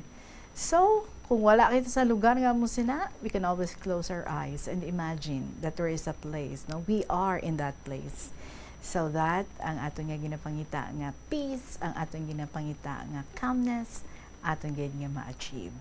Thank you sa liwat sa imo student ma'am for always sharing mga beautiful, inspiring stories diri sa kahapon lamang program. Keep the faith. 55 minutes after 2 o'clock, magapanumbalik ang KLP. Kaupo din nyo, si Tita Regine. Mas naging exciting na ang laro dahil tabla na ang serye sa 2 games apiece. Hindi bumitaw ang Thunder sa kanilang must-win situation sa Game 4. Samantalang ang Pacers ay nag-collapse sa pinakamahalagang yugto ng laro. Ngayon, at babalik na ang serye sa home court ng OKC. Sino ang mangingibabaw para makuha ang pinaka-importanting Game 5 sa NBA Finals 2025? Oklahoma City Thunder versus Indiana Pacers. Abangan ang mga update ng NBA Finals Best of 7 series sa 32 fully digitalized Bombo Radio at Star FM stations in 25 key areas nationwide. Basta Radio Bombo! Hindi pareho nga balatyagon. Ang depresyon ang hindi gulpiyada lang nga nagakatabo sa isa ka tawo. Masami man nga ginakabig sa mga tawo nga depressed ini bangod sa kasubo nga nagakabatyagan. Ang kasubo, temporaryo lang nga nagakabatyagan sang tawo kag masami nagadugay sang pilalang kaadlaw. Samtang, makabig naman nga nag-experience ikaw sang depresyon kung masobre na sa 3 ka bulan nga nagabatyag ikaw sang kasubo. Importante nga mahibaluan ang mga naga-trigger sa nga mga balatyagon, agud nga mahibaluan kung paano ini nga bulngon. Sa pagbugta. Sudub na lang anay kita diri for your own stories dira mga kabombo. You may share. Email your stories sa bombo_iloilo at bomboradio.info or find time para magpungko kag isulat ang inyong makasaysayan kag ipadala sa kahapon lamang program DYFM, Bombo Radio Iloilo, Sky City Tower, Mapa Street, Iloilo City. And as I always say, kung may ara ka mo sang purpose nga magkato diri sa city, ulay na lang, no? Ang pagdulong diri sa istasyon sa Bombo sa inyong mga kasaysayan. So madamong inyo salamat ang mga IPs naton dira nga mga tagpalamati dira sa may Lipak, San Enrique. Evelyn, you said mapadala ka man diri sang imong nga sulat. Kulang na lang, no? Si Tia Evelyn, mapadala sulat sa kay Tita Regine. Si Evelyn, no? Miyembro man sa mga IPs or indigenous people dira sa may Lipak, San Enrique. Kag nagapamati gali sila diri sa kahapon lamang program kag sa mga programa diri sa Bombo Radio. Madaming salamat, tulaton ko ha, Evelyn, ang imong nga sulat. Magasunod na mga kabombo, ang inyo naman nga gina-look forward every afternoon nga mga dramas diri sa Bombo Radio Iloilo, ang Tuyang Ermitanya Provincial Jail, kagang Dear Diary. So, balikay kita buwas with more beautiful stories to be shared with you. Maraming salamat sa inyo tanan sa gihapon ni ninyo alagad si Tita Regine para sa kahapon lamang program. Good afternoon and God bless.